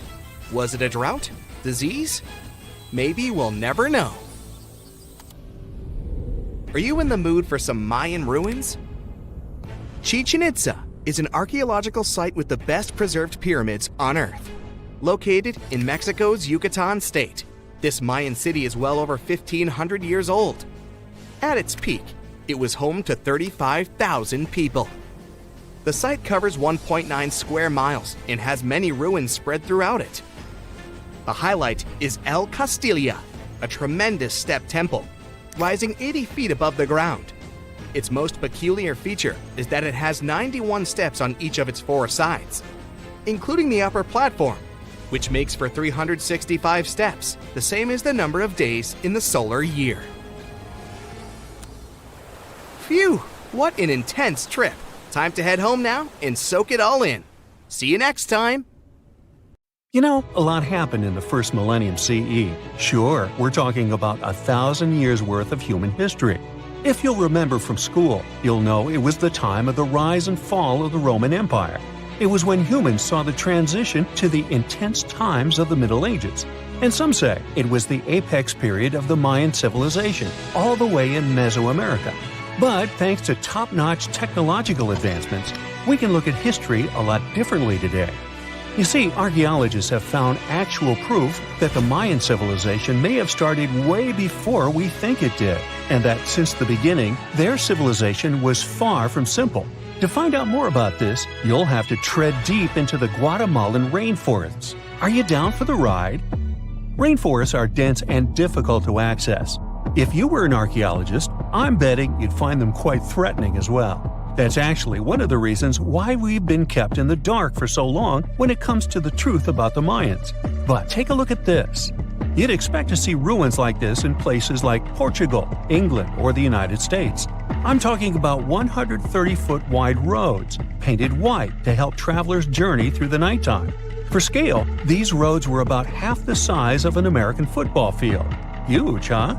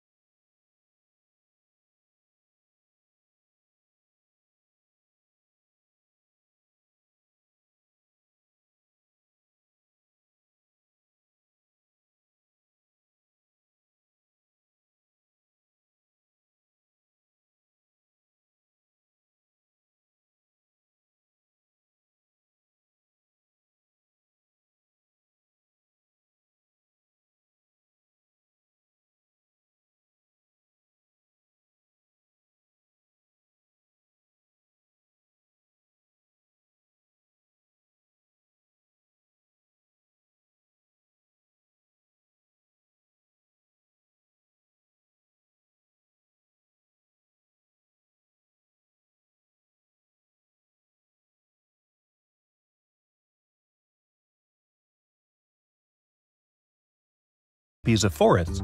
It's like we have X-ray vision. This is definitely a game changer. But lost Mayan cities began to be unearthed in the mid-20th century. And since then, ruins from cities such as Tikal, Palenque, and Uxmal have been rediscovered. But let's take a few steps back for a moment to get some context. The Mayans were one of the biggest pre-Columbian civilizations living in the Americas. Until now, experts believe that, at its apex, the Mayan civilization consisted of over 40 cities, with a population of millions of people. That's a lot of folks. Their civilization spanned Mexico's Yucatan Peninsula, Guatemala, and Belize, and they survived mainly on agriculture. The thing is, the Yucatan Peninsula was an extremely difficult place to grow crops. So the Maya had to develop a complex irrigation system in most of their cities. They built a series of ceremonial buildings, pyramids, plazas, and even courts for playing ball. The Mayans might have been keen pyramid builders, but they also developed an advanced astronomical system. With whatever ancient technology they had, they were able to predict the exact location of planets, such as Venus and Mars, as well as the exact dates of eclipses.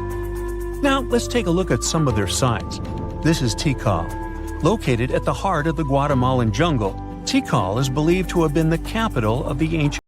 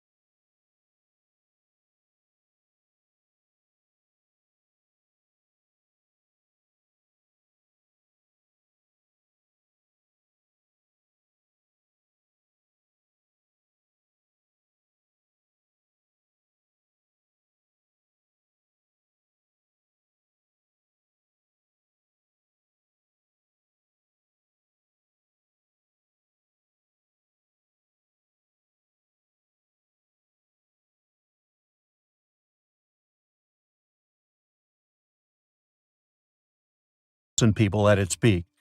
Archaeologists have made some unusual discoveries on this site. The most eccentric of them all makes us think of Indiana Jones and the Tomb Raider. One of the buildings in Palenque is believed to be the final resting place of the Red Queen of Palenque. She was believed to be the grandmother of the last Mayan king.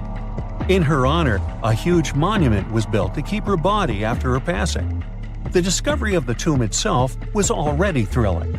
Archaeologists found an ancient monument when digging at the site back in 1994. The first they saw was a room with a hidden door. Once they opened the door, they discovered an 8-foot-long corridor. At the end of this corridor was the queen's chamber, and inside was the mummy of the queen herself. They found her to be accompanied by her pearls, jade shells, and expensive rocks. But as the team explored the remains, they saw something strange. The room was filled with a red-colored powder. Researchers knew that the color red was important to the Mayan people, but they didn't understand why the queen was buried with this unknown substance. They took a sample back with them for further analysis and discovered that the red powder was cinnabar, a very dangerous mineral. This powder, when inhaled, can cause severe health damage to a person. The team concluded that this could only be a trap for anyone trying to steal her riches. Talk about curses, huh? One thing that has always troubled researchers is the lack of evidence on the decline of this almighty empire. What could have been the cause of their demise? Was it a drought? Some disease? New research in 2017 did shed some light on this issue. Using data from a site called Ciabal, located southwest of Tikal, scientists analyzed radiocarbon data from ceramics and archaeological excavations to extract new information about the unexpected passing of this great civilization. The information shows that instead of a sudden collapse, the Mayans most likely fell in waves of social instability and political crises. These events are believed to have deteriorated Mayan city centers and began causing the dispersion of the Mayan population. So, What's your take on the end of the story? Back in December 2012, a lot of people were freaking out over the idea that the world might end in some catastrophic event. And it was all thanks to the famous Maya calendar. This ancient way of tracking time had been the subject of endless speculation. But one of its biggest mysteries was definitely an 819-day count found in some versions of the calendar. No one could explain why it was there or how it worked, until recently, when a group of researchers from Cambridge might have finally cracked the code. First things first, how does the Maya calendar work? So the system the Maya civilization used to track days was based on something we now call the calendar round. Think of it like 3 interlocking gears. These are 3 cycles working together. The first is a 365-day solar year, known as Hab. The second is a cycle of 20 names, and the third is a cycle of 13 numbers, which forms a 260-day sacred calendar, called Solkeen. Just like we'd say something like December 25th, 2025, they named their days based on how these 3 cycles lined up. For example, here we have the day 3 Manik and the 14th of the month Hop.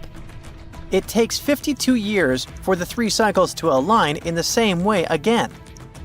After that, the days start repeating. But this is where things start to get more complicated and mysterious. On some Mayan monuments, we have also found enigmatic inscriptions pointing to the existence of another cycle, the 819-day count. There are about 20 examples of these inscriptions, mostly found in places like Palenque and Yaxchilan in Mexico. So it didn't seem random at all, and this calendar must have been hiding a big secret. Early research showed that the 819-day cycle was represented by one of 4 colors and the cardinal directions associated with them. Black was tied to the west, red to the east, white to the north, and yellow to the south. Researchers also discovered that this period of time could be broken down into 3 smaller cycles. One of 9 days, one of 7 days, and one of 13 days. Multiply them together, and you'd get 819 days. Pretty cool, but why did they do that? This color scheme and the 3 cycles seemed like a basic level of interpretation, and experts were pretty sure its real purpose was still hidden from us.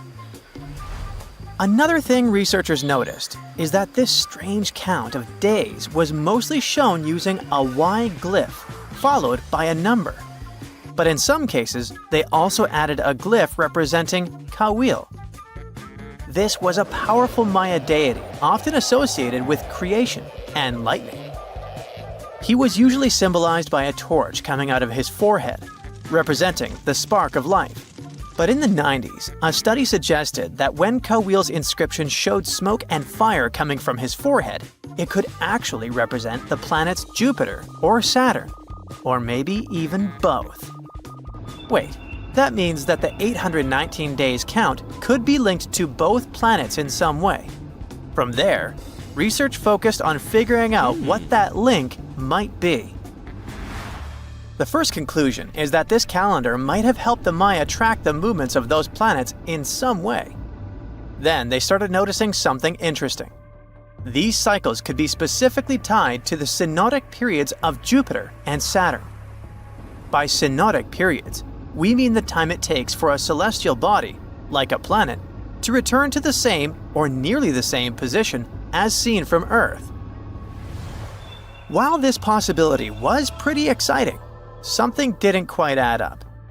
Each planet moves very differently, and trying to fit multiple planets into an 819-day span just didn't seem to work. In other words, this 4-part color-coded calendar system was simply too short to align perfectly with the synodic periods of the visible planets. So it looks like we're back to square one. This mystery had people scratching their heads for ages, until 2023, when specialists realized they might have been looking at it all wrong.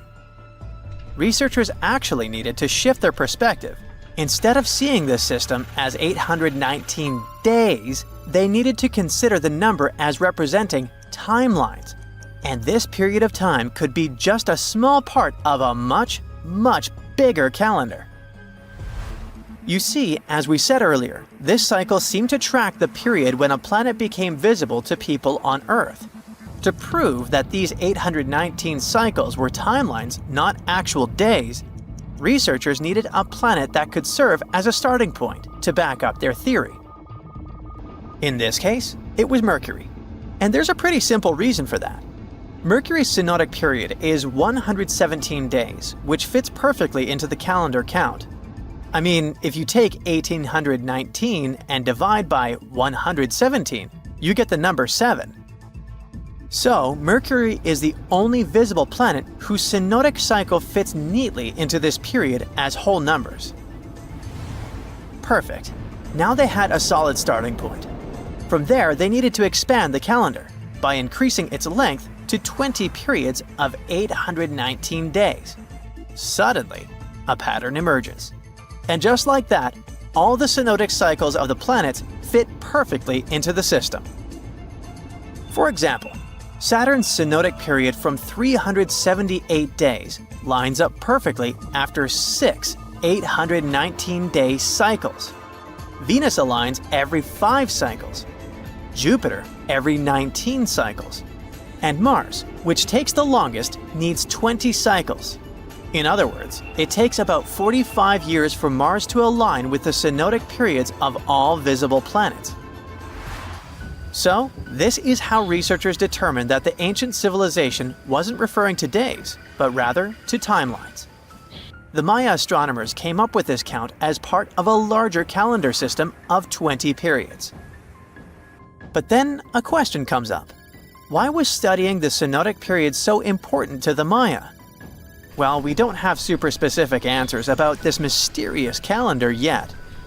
But what we can say for sure is that the Maya truly believed in the powerful influence of the cosmos on daily life. So maybe they wanted to analyze how the movements of all the visible planets lined up with their other calendars. Of course, this system is just one part of the Maya's amazing and advanced understanding of astrology. And it wasn't just about using astrological cycles for planting and harvesting. They also had crazy specific knowledge, like how to predict solar eclipses. Archaeologists believe the Maya connection to the stars is reflected in the ruins of their world. Take the famous pyramid in the ancient city of Chichen Itza, located in Mexico's Yucatan Peninsula. If you look closely at the base of its staircase, you will see a snake's head carved in stone. But here's the coolest part. During the spring and fall equinoxes, when day and night are exactly the same length, the sun casts sharp, triangular shadows on the staircase. It creates the illusion of a snake slithering down the steps. Another example of how they use their knowledge of astronomy in their temples is in Tikal, Guatemala. Built around year 1 of the Common Era, this pyramid is considered one of the Maya's earliest astronomical complexes. And its alignment and orientation allowed them to track and calculate solstices and equinoxes with incredible precision. The Maya were skilled skywatchers. Just like we have modern-day high-tech observatories with round domes, they had something similar. Meet El Caracol. The name means snail in Spanish and refers to the spiral staircase inside the tower. Built around 906 Common Era, it was the perfect place to observe all the changes in the sky and track the movements of the sun, moon, planets, and stars. Unlike us today, with our telescopes, satellites, and advanced tools, the Maya relied entirely on naked eye observation, and that makes their achievements even more incredible. Can you tell me what date it is today? Piece of cake. You just look at your smartphone and voila, you immediately know the day, month, and year. But was it always this easy to tell the date? Did the ancient people even have the concept of a year that lasts 365 days? Yes and no. Mayan calendars had cycles. That's close to what we call a year. But the Mayan cycle was much longer, 819 days. And this is where the mystery begins. 819 days compared to what? When does this calendar begin, and when does it end? Scientists were asking themselves this question for decades. They discovered and deciphered the Mayan calendar during the 1940s. Recently, two American scientists, John Linden and Victoria Bricker, came forward with a solution. So, what did they do differently from their predecessors? The duo deciphered the code by broadening their thinking. They expanded the calendar from 819 days to full 45 years. That's 20 times longer than the original cycle. And a pattern started to emerge. This was a major breakthrough because the Maya told time in a complicated way. You can forget about the easy-to-read Arabic numerals we have today. These ancient people used glyphs. These are tiny images that represent characters, something like the icons on your desktop or universal symbols. When you see a little dot with 3 curved lines above it, you know there is a Wi-Fi network available. The Mayan calendar used glyphs that represented animals or natural phenomena. For example, there were symbols for a jaguar and an eagle. Each glyph marked one day. Each cycle is repeated 4 times, 8 and 19 x 4. Let's call these 4 cycles blocks. The Mayas colored each block differently. Scientists thought these colors corresponded to the 4 cardinal directions. Red was east, white, north. West was black, and finally, yellow marked south. But then the 1980s came. Yeah, this was a weird decade. The calculations were all wrong. Researchers determined that the colors were associated with the position of the sun in the sky. It turned out that the color yellow represented the highest point of the sun, which is called a zenith. White was the lowest point, called the nadir. It seems that the calendar showed just how good the ancient Mayas were at astronomy. This is most evident at Chichen Itza. This principal Mayan city is located on the Yucatan Peninsula, Mexico. There stands an impressive step pyramid. It is dedicated to the feathered serpent deity, and its alignment is perfect. Something marvelous happens here twice a year, during the equinoxes, March and September. These are the times when the sun shines directly over the equator. On these 2 dates, the day and night last the same. At the site of the pyramid, sunlight first illuminates the sculpture of the serpent head at the base of the structure. Then it makes its way up the 91 steps. This creates the illusion that a snake is slithering down the pyramid. Even today, people gather to witness the sight. And it must have been more impressive when the Mayas completed the structure 1050-1300 CE. Do you know what a synodic period is? Neither do I. But Mayan astronomers did. A synodic period is the time that passes before a stellar body does a full lap. For example, this is the period between 2 full moons. When you look from Earth, this period lasts roughly 30 days. And the Mayas were looking at the skies non-stop. They carefully noted the synodic periods of all planets. From Venus to Saturn, these ancient astronomers kept records of nearly all celestial bodies. But what does this have to do with their calendar? The American researchers' calculations revealed the link. Let's take the planet closest to the Sun as an example, Mercury. Its synodic period is 117 days. Multiply that by 7 and you get which number? Exactly 8 to 19, when 17 x 7 equals sign 819? Coincidence? Definitely not.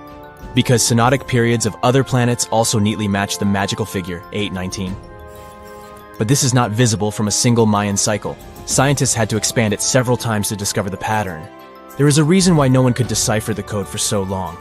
They were focused on a single planet. The trick was to add the Mayan calculation for all the planets. Researchers just needed to see the bigger picture. This brings us to the year 2012. Can you remember that some people thought that the world would end on December 21st? That turned out to be a bust. We are alive and well now. But what started this false rumor? The Mayan calendar, of course. You see, these ancient people based their calendar on long periods of all the planets. That included a lot of complicated math and a lot of multiplying.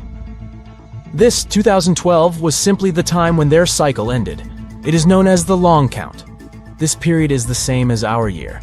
For the Mayas, 2012 was something like the 31st of December for us. Just an end of a cycle in which they measured time, so there was no need to panic. Those New Year's Eve parties might be a bit wild, but the world doesn't end on January 1st. The Mayas stretched more than their calendar. Rubber was the name of the game. Yes, you've heard it correctly. These ancient people were making different grades of rubber 3,000 years before one famous American did, Charles Goodyear. They would extract natural latex from the rubber tree. This is a milky substance that can be turned into rubber. And they weren't the only ones. Scientists found evidence that their neighbors, the Aztecs and the Olmecs, did the same. But what did they do with rubber? They didn't need car tires, definitely. But it's cool to have a nice pair of sandals for the beach. The Spanish wrote about rubber sole footwear that natives wore. Sadly, scientists still haven't found them. That would be a big step for archaeology. So the Maya were playful with rubber, literally. Researchers guess that they produced balls from latex. These were bouncy and ranged in size from a softball to a soccer ball.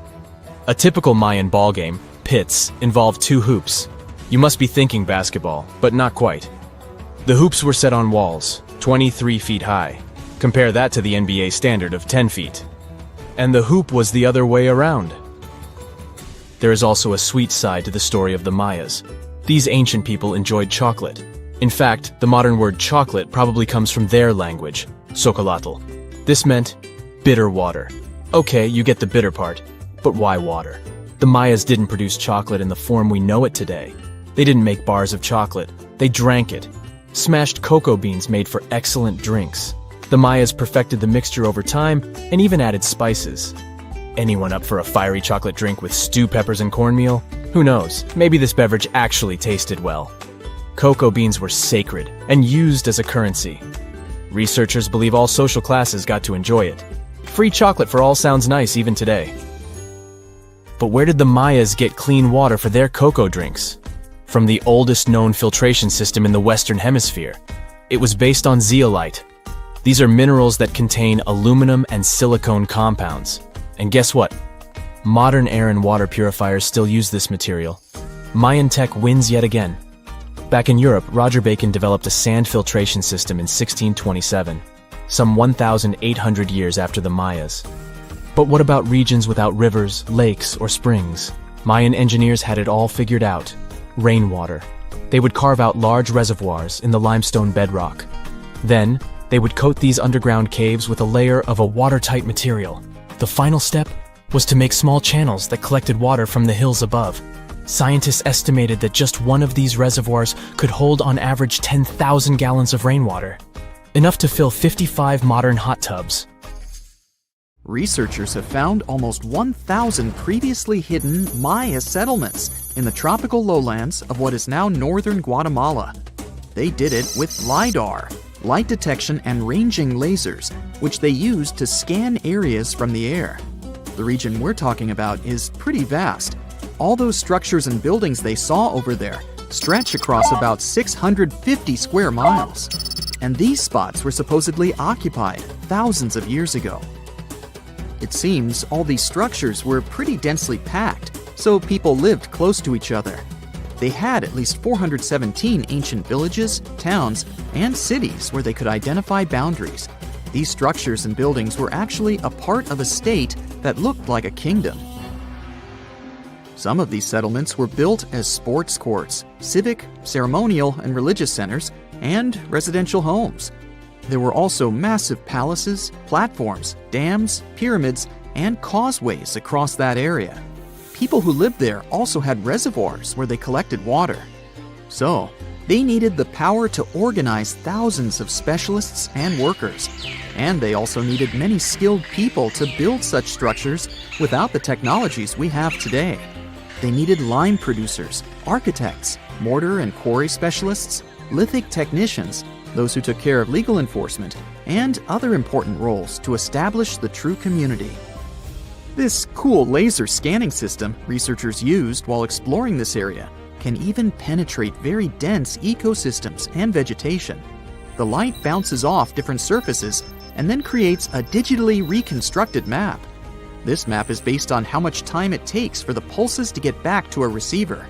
So, with this laser system, they discovered there were also lowlands for agriculture. So why exactly did the Mayas settle in this region? It was a specific area.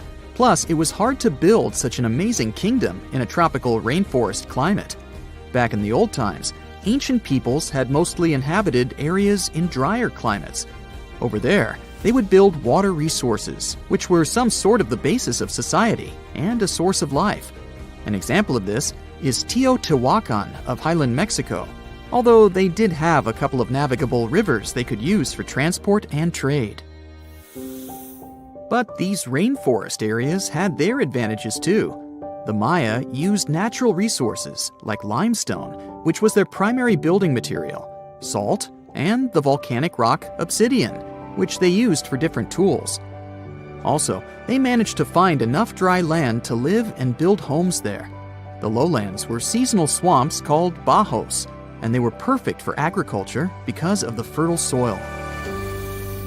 Generally, the Maya built settlements that could endure rainy periods too. They were ready for different circumstances, including flood and drought, which is something you could see in how they built houses. Their architecture was also one piece of evidence that showed their community was like a centralized kingdom-like state, which shows they stuck together through tough times. The Mayan Empire was very powerful, and it reached its peak about the 6th century CE. They were excellent at pottery, agriculture, writing, mathematics, and calendars. They were the ones who created complex calendar systems, such as the calendar round, which is based on 365 days.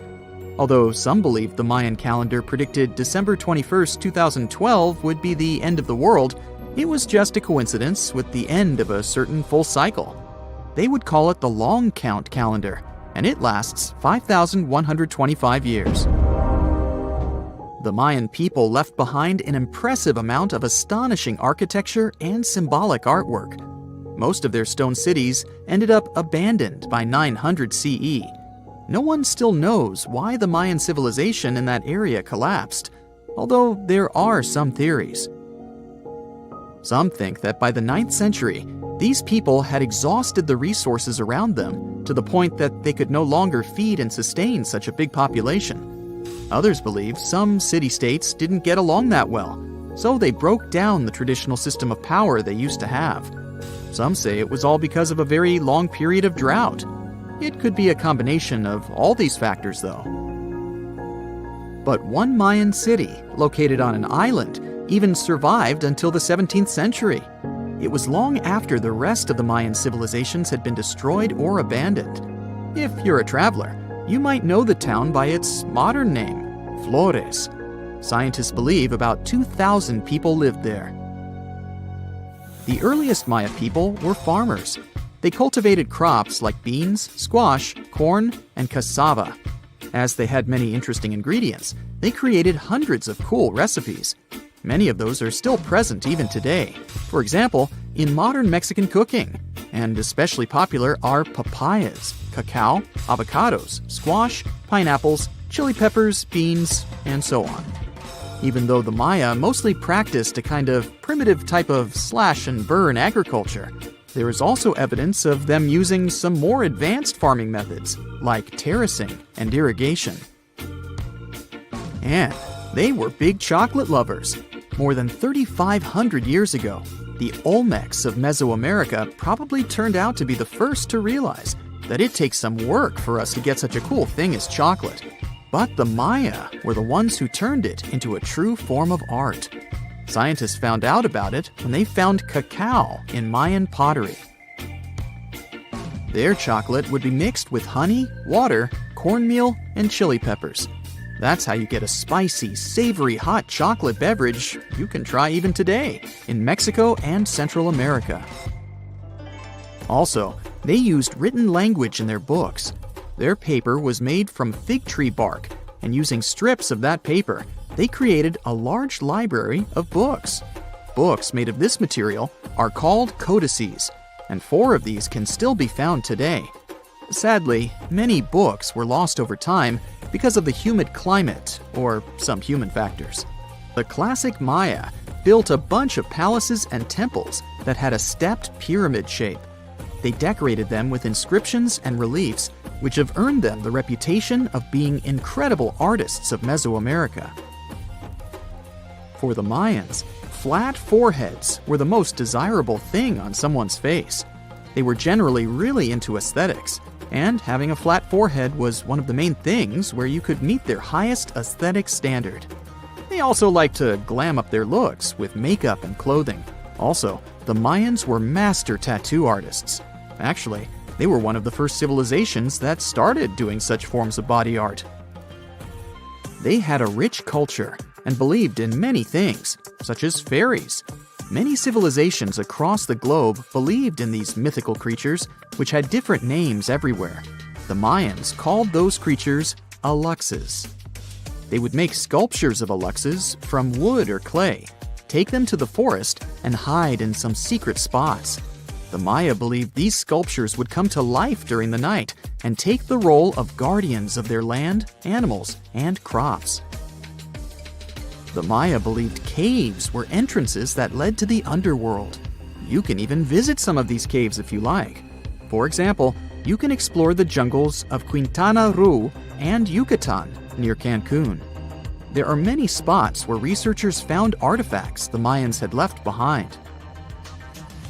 They were one of the first cultures that learned how to use rubber latex and make, for example, rubber balls for the many interesting games they had.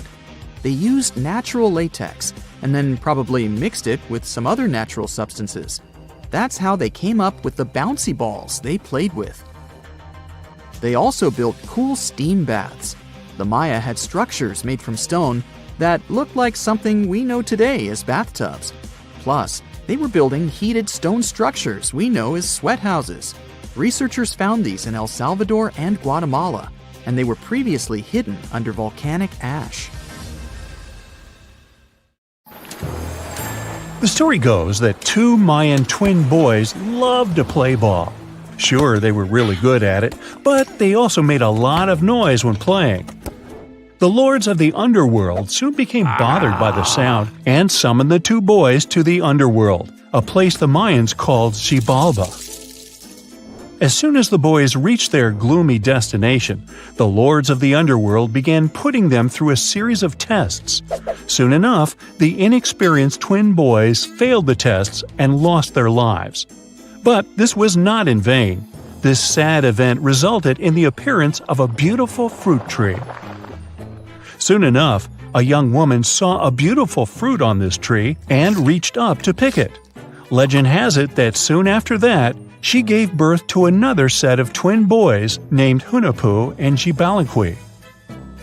Just like their ancestors, these twins were great ball players, but they were equally as loud, and the lords of the underworld became annoyed again.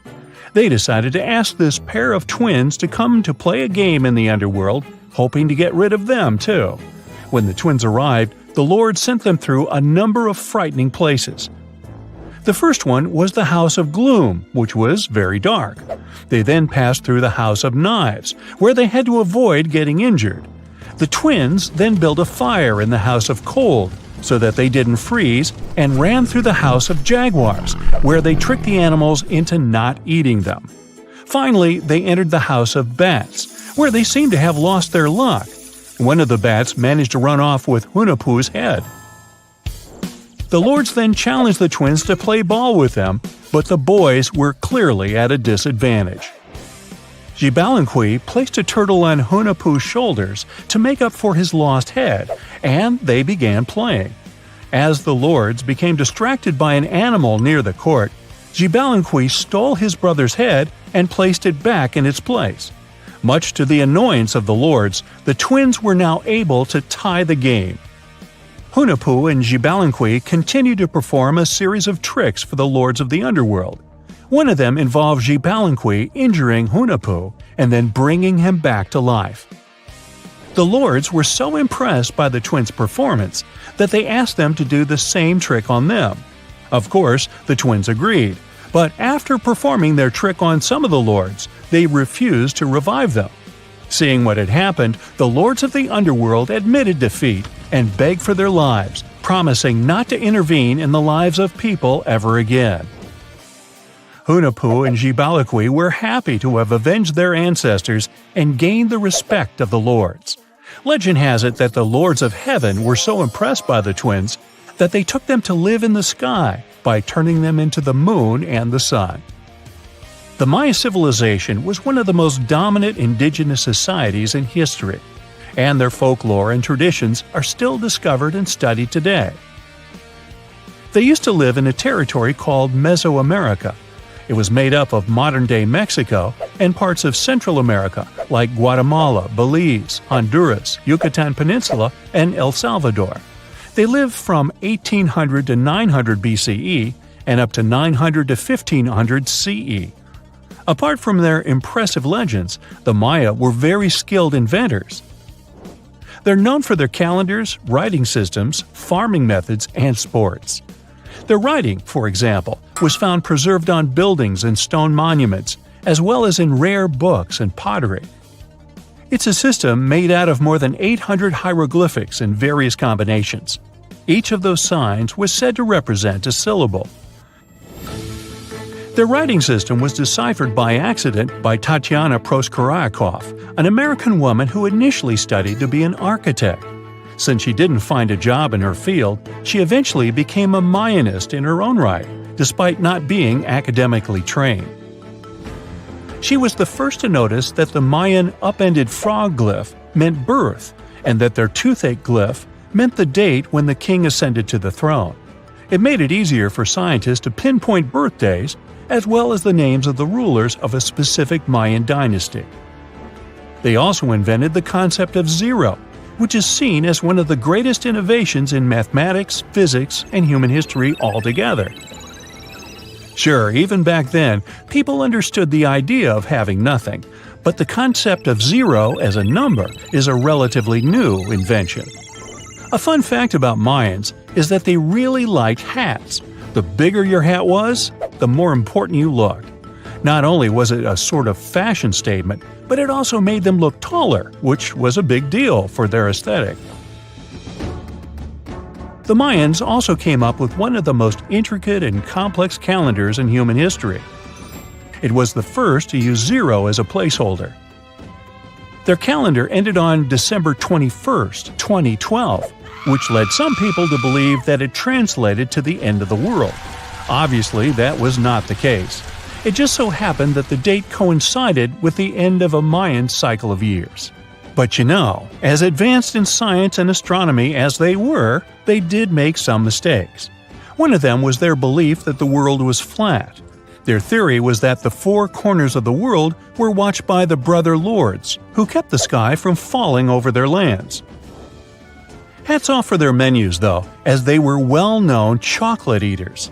They turned eating chocolate into a form of art.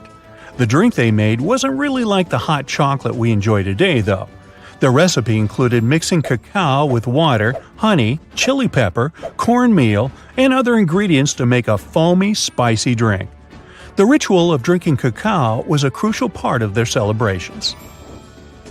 We're not done discovering all the amazing parts of their architecture and civilization. It was only a few years ago that a Maya pyramid was found at Tonina, in the Mexican state of Chiapas. It was estimated to be more than 1,000 years old. The reason why it escaped archaeologists for so long was that it lay hidden under what was believed to be a natural hill. The ruins of two Mayan cities have been recently discovered in the Mexican state of Campeche. Why didn't we find them until now? Well, they were concealed by really thick vegetation, which made it difficult for archaeologists to reach them.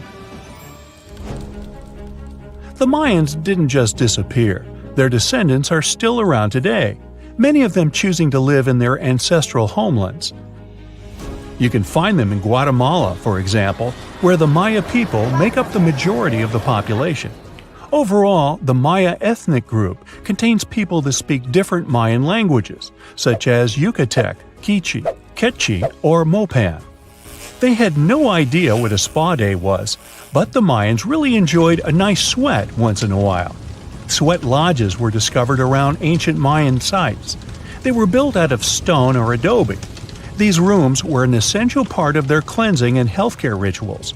One of the earliest sweat lodges was found in Quello in northern Belize and appeared to date back 3,000 years. One of the most important parts of the Mayan culture was a ball game which they named Pips. It had both political and spiritual significance. We can see ball courts at important parts of Mayan archaeological sites.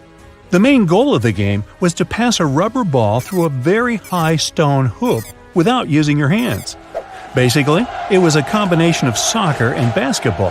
However, it could have serious consequences. The loser could, at times, even lose his own life. Ooh, high stakes indeed.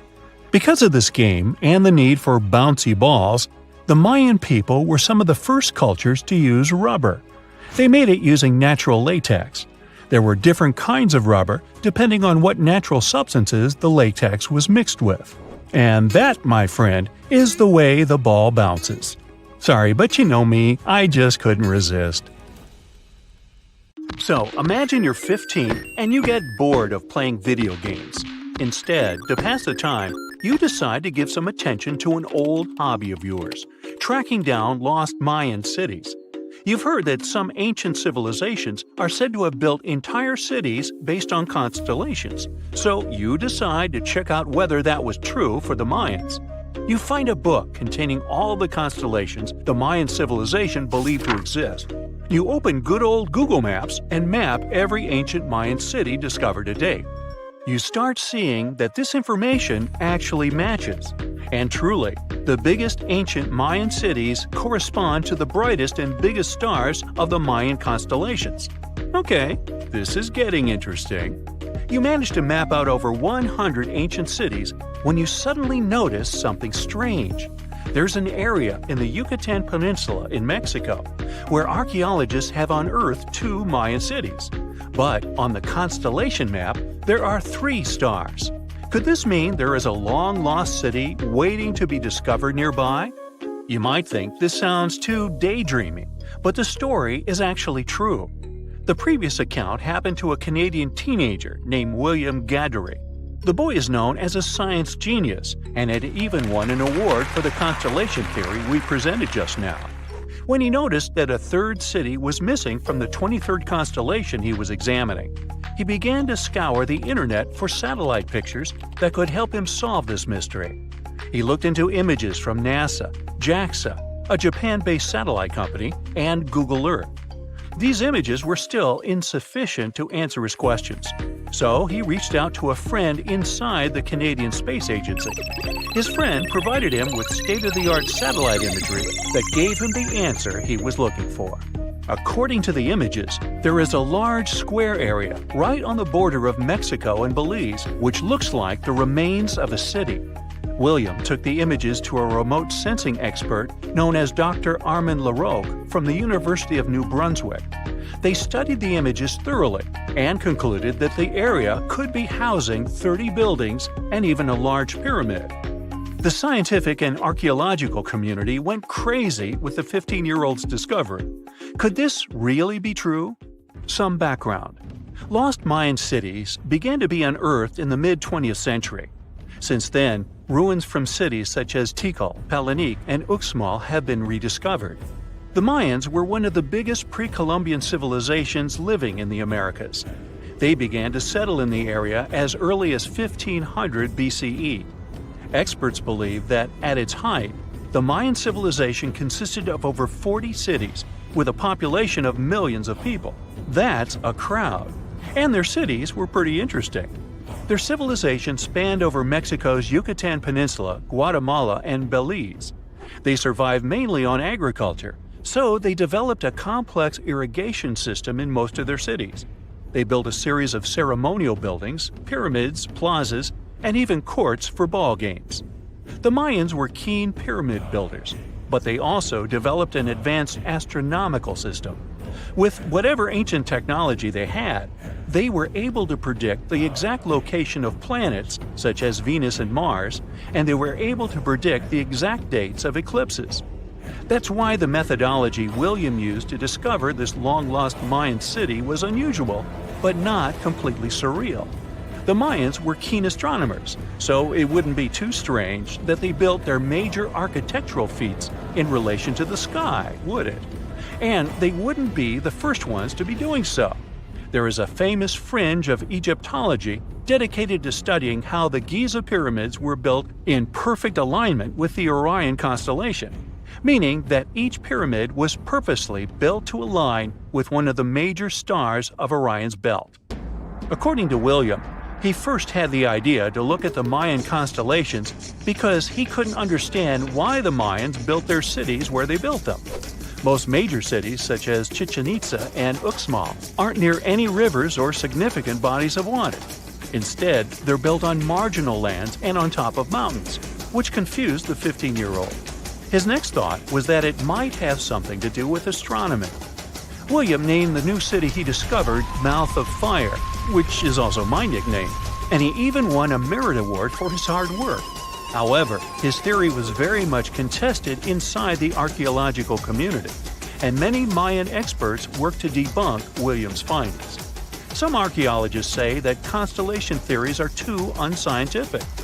Anthony Aveni, a renowned anthropologist and astronomer, referred to William's methodology as an act of creative imagination. He explained that there is no way to be sure what the Mayan constellations really were. It's all just hypothetical. Another debunking of William's findings came from Mayanist David Stewart, who said that the object identified on the satellite imagery is nothing but an old cornfield. His claim was supported by an expedition that took place near the area in 2021, when the archaeologists present reported there was nothing at all in this area. Still, a 15-year-old boy almost found a long-lost Mayan city, which is pretty exciting if you ask me. Similar techniques as those used by William are actually being used to unearth lost civilizations all over the world. According to space archaeologist Sarah Parquet, satellite imagery has been a key player in discovering ancient cities in Egypt and other places. Sarah herself spends most of her days scouring images for any sign of where there could have been cities long ago. What happens, she says, is that any time you have something buried, it's going to be covered either by vegetation, soil or sand, or some other modern construction on top of it.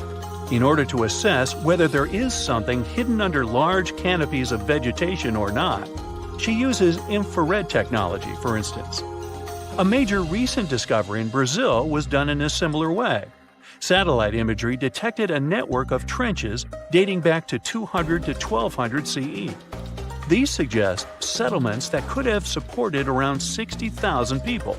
But in this case, the satellite imagery did indeed correspond to what was on the ground. Researchers from the University of Florida found several mountains that were accompanied by ditches and geoglyphs. Archaeologists also found remnants of carefully designed walls, centered around plazas, much like the type of construction done by the ancient Mayans.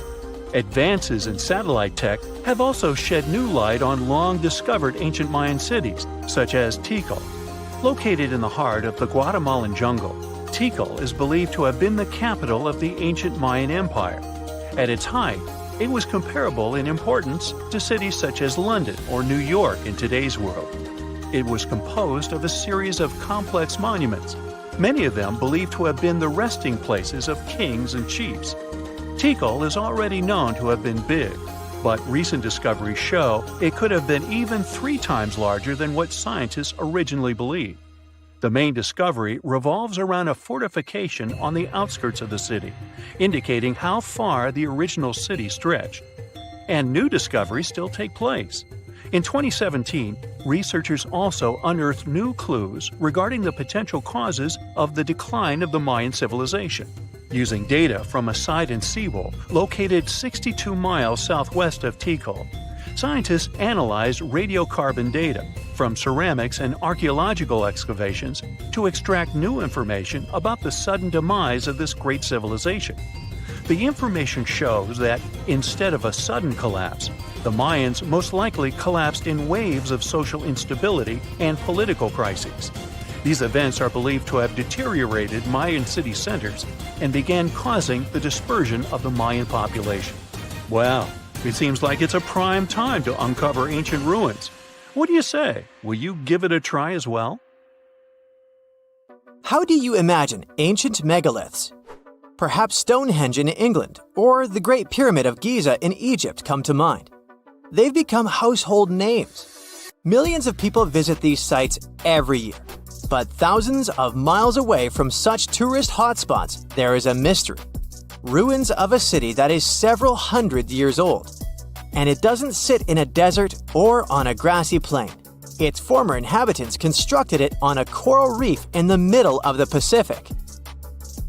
The tiny island nation of Micronesia lies between Hawaii and the Philippines. The country is composed of 600 islands and islets. Because of its remote location, very few people visit Micronesia. The little tourists they have mostly come to go scuba diving in its azure waters. They often miss the opportunity to visit the only ancient city that stands on a coral reef, Nan Madol. Its home island is slightly smaller in size than New York City. Its ruins are made of heavy stone columns. There are walls and platforms, but one thing is missing: art. There are no ancient carvings to help archaeologists determine how ancient islanders constructed the site. Still, an international team of researchers was able to date Nan Madol. They presume that the history of the city goes back to the very end of the 12th century. For reference, these were the High Middle Ages in Europe, right around the time Richard I became the first king of England. In the Caroline Archipelago, where the island sits, this was the time when a powerful dynasty reigned over the island nation. Its chiefs ruled for 1,000 years and unified the islanders. This enabled them to construct something as imposing as Nan Madol. One of the local legends said that the final resting place of the first of these chiefs was somewhere among the ruins. National Geographic launched an expedition to investigate this oral history, and sure enough, they discovered a tomb. It was the size of a football pitch. It featured a labyrinth of walls and passages, just like the ones found in the Egyptian pyramids. The list of similarities doesn't end there. The stone structure in Micronesia didn't seem to have a practical purpose, and a lot of effort went into building it. Its construction presents an engineering mystery for archaeologists. The same can be said for the pyramids in Egypt. The recently discovered tomb offers a clue. It contained an underground crypt which was capped off with a basalt stone. This is a volcanic rock that forms after lava cools down. It's dark in color and rich in iron and magnesium. The whole island is made of a similar volcanic material. It used to be part of an ancient volcano that eroded over time. Basalt boulders can be found all over the archipelago. They're in the shape of long hexagonal columns. The shape is not unusual and can be found all over the planet. Perhaps the most impressive sight of basalt columns is Giant's Causeway in Ireland. These rocks formed from 1 to 8 million years ago. The locals probably sourced them from several quarries on the island. This is where the mystery begins. They each weigh several tons, so it's unclear how the natives transported them to the site. They had to navigate the entire width of the island and a lagoon covered with mangroves. These are dense shrubs and trees that grow near the coastline. And the size of the site is impressive. It spans close to 190 acres of a shallow coral reef. That's 4 times the surface size of Grand Central Station. As you might know, the Great Barrier Reef off the northeastern coast of Australia is the largest coral reef system on the planet. But it's a completely natural formation. The coral reef that supports Nan Madol isn't. It's man-made. Stone structures there rest on around 100 artificial coral reefs. The tribes that used to live in the area constructed each and every one of them. They stand at a height of about 3 feet above the waterline. Archaeologists were amazed by the clever building technique. Ancient builders would paddle out at low tide and retrieve coral from the surrounding waters. The conditions for it to grow fast here were perfect. Then, they placed parts of the coral inside underwater frames of stone. Once the first level was filled in, they added another row of stones and repeated the process. This allowed the foundation to rise above the water level. These islets were crisscrossed with tidal canals. The site had 12 walls to protect it against the sea. Harbors today still have similar breakwaters. The general layout of Nan Madol earned it the nickname the Venice of the Pacific. The coral base was strong enough to support the weight of all those basalt columns. Some estimates reveal that all the stones used in the construction weighed 250 million tons. This makes sense when we look at the largest monoliths on the site. These are massive stones that can be both artificial and naturally occurring. An individual cornerstone from the city walls weighs close to 55 tons, and there are several of them stacked on top of each other. The wall they form is higher than a telephone pole. In 1995, the Discovery Channel did an experiment for a special on Nan Madol. They constructed bamboo rafts to test how the ancient builders moved stones around. They were a fraction of the width of the real monoliths. The rafts sank almost immediately. The site's been sitting uninhabited for centuries now. The island's first settlers came by sea around the 1st century. Historians believe they arrived from the nearby Solomon or Vanuatu Islands. The city became a regional administration center at the end of the 11th century. Its heyday is associated with the powerful ruling dynasty. It lasted for nearly 5 centuries. European traders knew about the island for a long time. In the mid-19th century, the Spanish established schools there. In 1873, a Polish anthropologist was the first to systematically explore the ruins of the city. He found heaps of coral, simple bracelets, necklaces, and stone axes. There were also round discs with a hole in the middle that probably served as currency. In modern times, the island became part of Micronesia. Today, the local tribal chief is the supervisor of the ruins. His title dates back to the times of Nan Madol's builders. But the locals cannot explain how exactly their ancestors erected the stone structures. The country's former top archaeologist was once quoted saying, "We don't know how they brought the columns here, and we don't know how they lifted them up to build the walls." Researchers from around the world were determined to get to the bottom of this mystery, quite literally. In 2019, an American team of scientists performed the first ever LiDAR scan of the site. This type of radar uses laser wave pulses to scan under the surface of the Earth. This allows the technicians to create a 3D image of the ground below. The scan revealed a complex irrigation system on the tiny island. This probably explains how ancient Micronesians were able to supply the nearby settlements with drinking water. When it comes to food, it was probably boated in. According to the local population, historians estimate that at the time of the city's construction, 20 to 30,000 people lived on the island. In 2016, UNESCO inscribed Nan Madol as a World Heritage Site. The future of the city is uncertain because of the state the waterways are in. They're overgrown with mangroves. The vegetation is undermining the existing structures, and more can be done to promote the place as a tourist attraction. The site gets about 1,000 visitors annually. Compare that to 50,000 people who visit Easter Island each year. Both destinations are pretty far away from the nearest mainland. The distance from Nan Madol to California is more than twice the length of the Mississippi River. Now, how about some surreal hidden places to check out? Grab a flashlight and your backpack, and bon voyage! The trip starts in the mountainous country of Switzerland. You travel to the town of Waltensburg in the eastern part of the country. It's raining and it's very cold, but you still make your way to the bottom part of a mountain, where your first adventure awaits. After climbing up high in the mountains, you see a strangely shaped castle. To get there, you must walk up an extremely narrow pathway. Don't look down, you think to yourself. You tighten the straps of your backpack and manage to walk along the pass. Standing at the door of the castle, you really can't believe what you see. A 13th century fortress built entirely of stone. Today, all that is left of Krafenstein Castle is mainly its ruins, but their condition is good enough to get an idea of what the place looked like back in its glory days. You take your time to explore the castle inside, but honestly, this place gives you the chills and you're ready to move on. The next place on the list is Turkey. A plane and then a car ride later, you arrive in the city of Çorum in the northern part of the country. On the outskirts of Çorum, you find a valley filled with old, overgrown mountains and see the beginning of the trail you're about to hike. The way is extremely steep, but it leads to a secret door carved in the mountain. Congratulations! You've just arrived at Kapilikaya. The huge door is a massive arched stone that blocks the entrance to a hidden building.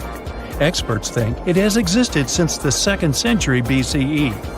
Unfortunately, the huge door won't open, so what's hidden inside is a mystery today. It's guessed that there is a room inside. Some locals say there's a treasure hidden there too, but until today, no one has managed to enter the place to check. Okay, it's time to get moving before night falls. Next, you get the unique opportunity to travel to Ethiopia. Wandering around the city of Lalibela, you stumble upon a huge pit carved in the ground. You approach it carefully, and soon enough, you see a magnificent terracotta building, so richly detailed it leaves you mesmerized. But that's not all. There are 10 other pits just like this one, hiding King Lalibela's 12th century buildings. All 11 constructions are different from one another, yet share a similar recognizable style. They were hand-carved over the span of 24 years, only with the help of chisels, which is unbelievable given that these buildings are up to 50 feet high. That's about as tall as 5 African elephants stacked on top of each other, if you could do that. This unconventional way of construction made them entirely monolithic, meaning they were carved out of just one gigantic piece of rock. Pretty impressive, huh? Once you leave Ethiopia, you grab a flight to southern Italy, right there on the tip of the boot. No hiking is needed here. Whew! Your friend takes you to a site called Sassi di Matera. It's a Paleolithic city carved in the slope of a steep hill. You might feel like you've traveled in time here, as local stone houses and ancient buildings are unlike anything you've ever seen before. The site, also known as De Sassi, is suspected to be one of the first human settlements in Italy, dating back to over 9,000 years ago. Wandering around the town, you might get invited inside one of the cave-like houses. Oh, and as weird as it may sound, some of the streets run on top of people's homes. Talk about Paleolithic urban planning. You're probably becoming an expert on rock-cut architecture by now, but there are still a few sites left on your list. Next off, you head to Slovenia to visit the world's largest cave castle. This medieval castle was built on top of a 400-foot-high cliff and was designed to be impenetrable. Luckily for you, security is much more relaxed today. Still, if you're looking for a more challenging and less touristy way inside, you can get into the castle through one of its many underground tunnels. They were built over 800 years ago for the owner of the castle. He needed secret passageways to sneak supplies. Today, Pajama Castle is both enchanting and mysterious. I'd say it depends on whether it's a warm sunny day or a cold stormy night. After this medieval experience, you head on to visit Petra, a magnificent Jordanian monument found in the middle of the desert. To get around here, you'll need a large supply of water and sunscreen because it's going to get hot. But this site is worth it. The city of Petra is a marvel of the ancient world. Back in the 4th century BCE, this region was a trading hub at the crossroads of commercial routes. Petra was a wealthy city, home to the Nabateans, an Arab Bedouin tribe that thrived in the region for many years. The rock-carved gate-like structure Petra is famous for is called the Pharaoh's Treasure. It stands at the main entrance to the site and is said to have a treasure hidden inside. You might feel tempted to check it out for yourself, but that's an adventure for another trip. For now, you hop on another plane ride, this time to the Americas. First, you visit the USA, more specifically, the mountainous state of Colorado. You make your way to Mesa Verde National Park. There, in between the greenery and abundant vegetation, you'll find over 600 dwellings built in the cave beneath the cliff, carved deep into the mountainside. This ancient village is now considered a heritage site. The local Puebloan tribe built it back in the 1190s. One of its main buildings is called the Cliff Palace. It's a multi-story construction built from sandstone and mud mortar. The palace alone housed over 150 rooms. If you're feeling sporty, you might want to visit the Balcony House. To get there, you'll have to climb a 32-foot ladder. You'll get to see a mid-sized village of 38 rooms, including 2 kivas. Those are traditional chambers that were built by the Puebloans for ceremonial purposes. Still, in the U.S., you make your way to the hills of South Dakota. You're there to visit one of the world's most impressive human-made sculptures on Mount Rushmore. What's so mysterious about this place, you might ask? Well, during Mount Rushmore's construction, a 70-foot-long secret tunnel was built behind the head of Abraham Lincoln. The tunnel was supposed to hold all the documents and artifacts important to the United States history. After the designers thought it through, they decided it was better to hide them in a safe box in the floor of the tunnel. The box holds the history of how Mount Rushmore came to be carved, as well as a brief history of the U.S. and the 4 presidents depicted on the mountain. Amazing, right? Now, you're headed down to Machu Picchu, a South American site hidden between the Peruvian mountains. Machu Picchu itself is already a mystery. Researchers still don't know why or even how the ancient Incan civilization managed to engineer the stone-built citadel all the way back in 1450 CE. To get there, you must endure a 3-day hike, reaching the impressive altitude of 8,000 feet above sea level. Or you can get a train, but that's no fun, right? You're here to check on a relatively new discovery. Back in 2010, French engineer David Crespi was taking measurements of the Inca ruins when he noticed a door he had never seen before. It was sealed off by stones. He went back to the site a few months later with an electromagnetic scanner. The scanner, which could detect objects behind walls, showed there were copious quantities of metals behind that sealed door. The researcher contacted the Peruvian authorities requesting to remove the rocks, but they didn't authorize it. As of today, the door is still locked. Whew, this trip was long, wasn't it? Make sure to get some rest, Indiana Jones. See this place on the map? Yeah, right there. It's estimated that around 100 people have vanished or lost their lives here. Why, you ask? Well, it seems they were all looking for this guy, Percy Fawcett. He was a British colonel, famous for his sharp blue eyes, perfectly groomed beard, and signature hat. He looked like a character from Pride and Prejudice, but lived more like Indiana Jones. In fact, this character was inspired by Fawcett's story. But his disappearance in 1925 was more macabre than any movie plot. Colonel Fawcett was bold. Not the ask your neighbor's Wi-Fi password kind of bold. I'm talking full-on, I don't care that much about my life bold. He used to be a soldier in Sri Lanka and even did a secret spy gig in Morocco, but he needed more. So in 1906, Fawcett started exploring parts of Brazil and Bolivia where no one had dared to go before. His mission was to create secret, mind-blowing maps. Okay, that doesn't sound too risky, but trust me, it was. If you want to explore the world nowadays, you just open Google Earth and, well, that's it. No danger, no adrenaline, just maybe 1 or 2 creepy street view photos. Ew. But we're talking about the beginning of the 20th century, when satellites and this weird Google car didn't exist. Back then, if you wanted to fill in the world map, you actually had to explore the land on foot. So that's how Colonel Fawcett ended up in South America. And he became famous for his expeditions to map out the wild Amazon. He was the first guy to record the locations of waterfalls in that region, for example. But then he got obsessed. Blame it on lack of sleep or whatever sketchy Amazon jungle juice he was sipping, but suddenly he was like, I'll bet there's an ancient advanced city hidden somewhere around here. Spoiler alert, there wasn't. But he was hooked on that idea. Hanging out with native Indians for so long convinced him that large groups could totally thrive in the middle of a massive rainforest. And of course, Fawcett loved a good old adventure story, especially the ones from the 16th and 17th centuries, written by European explorers. In those stories, adventurers claimed they had found huge settlements and fine roadways deep in the heart of Latin America.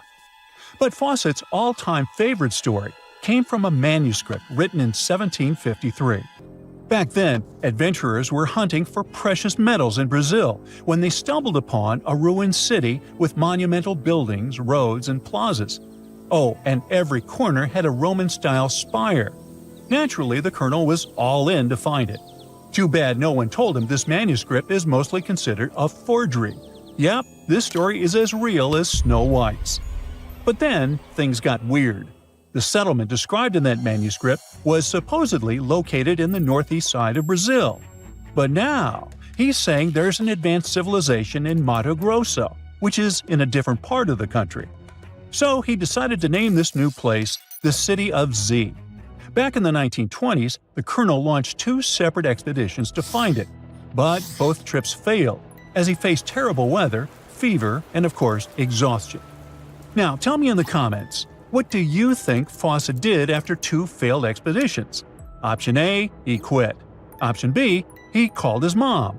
Option C, he tried again because he didn't get the memo that the universe is clearly saying stop. Well, of course, option C is the right answer. This is relentless Fawcett we're talking about. So, 3 years later, the Colonel finally gathered enough cash to launch yet another expedition in search of the city of Z. All he needed was a crew of people crazy enough to join him. Famous and experienced explorers were begging to come along. But nope, Fawcett decided to take his son and his best buddy instead. In January 1925, this brave trio set off on their journey. They packed mosquito nets, canned food, and made a promise, "We shall return." Another spoiler alert, they didn't. Uh-oh. The journey kicked off in New Jersey, and then they sailed all the way to Rio de Janeiro, Brazil. There, they stopped to grab some pack animals, like horses, and hired a couple of local guides. Now they were ready to head to the city of Cuiabá. Now keep in mind the distances in Brazil are crazy huge. So this little journey was like traveling from Miami to Chicago on foot. 3 months later, they finally ventured into the jungle for the first time. And that's when the fun really began. The crew faced piranha-infested rivers, an endless maze of thick trees, and the worst part, bugs. The constant annoying zzz of a gazillion mosquitoes wouldn't let them sleep, and Fawcett's best friend's foot got huge from tick bites. But the Colonel didn't have time to babysit his friend's princess foot. Oh no, he was too obsessed to take a break. In fact, at some point, he was so far ahead of his companions that he had to camp alone for a night. On May 29th, Fawcett finally came to his senses. There was no City of Z. But did he let that stop him? Not really. He unpacked their gear and sent the local guides back to Cuiabá. But before saying a final goodbye, he asked them to deliver a letter to his wife, saying something like, "Don't worry, hon, our son is well and getting stronger every day." Sure he was. Anyway, after this dramatic farewell, the trio set off into the bush alone. The darkness swallowed the thick forest, and then they were never seen again. Okay, that was intense, so let's fast forward. 2 years later, the newspapers were still speculating whether the trio could still be alive, and Fawcett became a legend, like Bigfoot, but less hairy. One guy said that the Colonel had become one of the locals and was living his happily ever after in the jungle. Another guy said he was held prisoner by the Indians, but no one could confirm any of these sightings. It wasn't until 1928 that the British authorities finally thought better late than never and decided to look for Fawcett and his crew.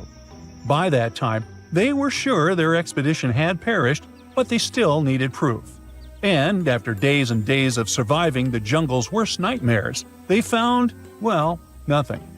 But in a weird way, this mystery inspired more explorers to look for them. It's estimated that about 100 people have passed away in this process, and a few have followed in the explorers' footsteps by disappearing without a trace. So, what really happened to the expedition? Researchers have pointed their fingers at everything under the sun. Parasitic infections, starvation, drowning, jaguar attacks, you name it.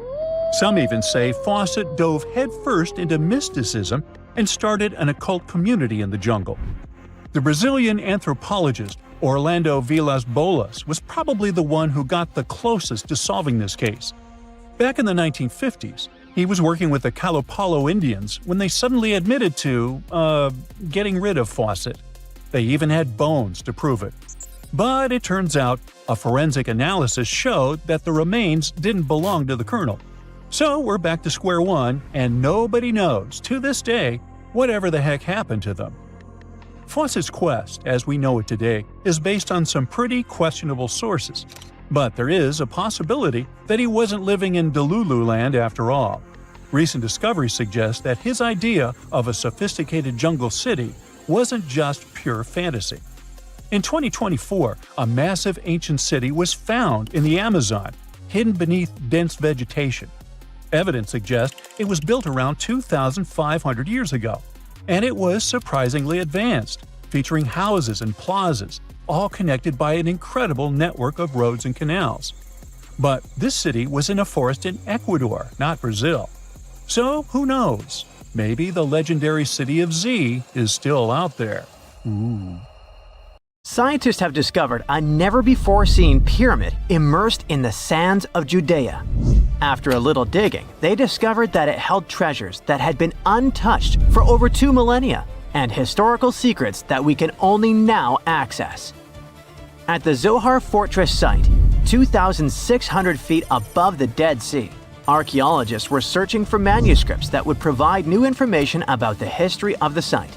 The excavation was originally part of a long-standing campaign launched by the authorities. Its goal was to protect the sites from looting and unauthorized excavations. What they didn't expect was to find a pyramid-shaped structure built on top of a hill, made of hand-cut stones, each weighing hundreds of pounds. At first, the experts thought it was just a tomb, but they soon noticed the shape of the original walls and understood that the mound was a construction. They immediately realized that someone had dug into the top of the structure, probably looters who had spotted something valuable there.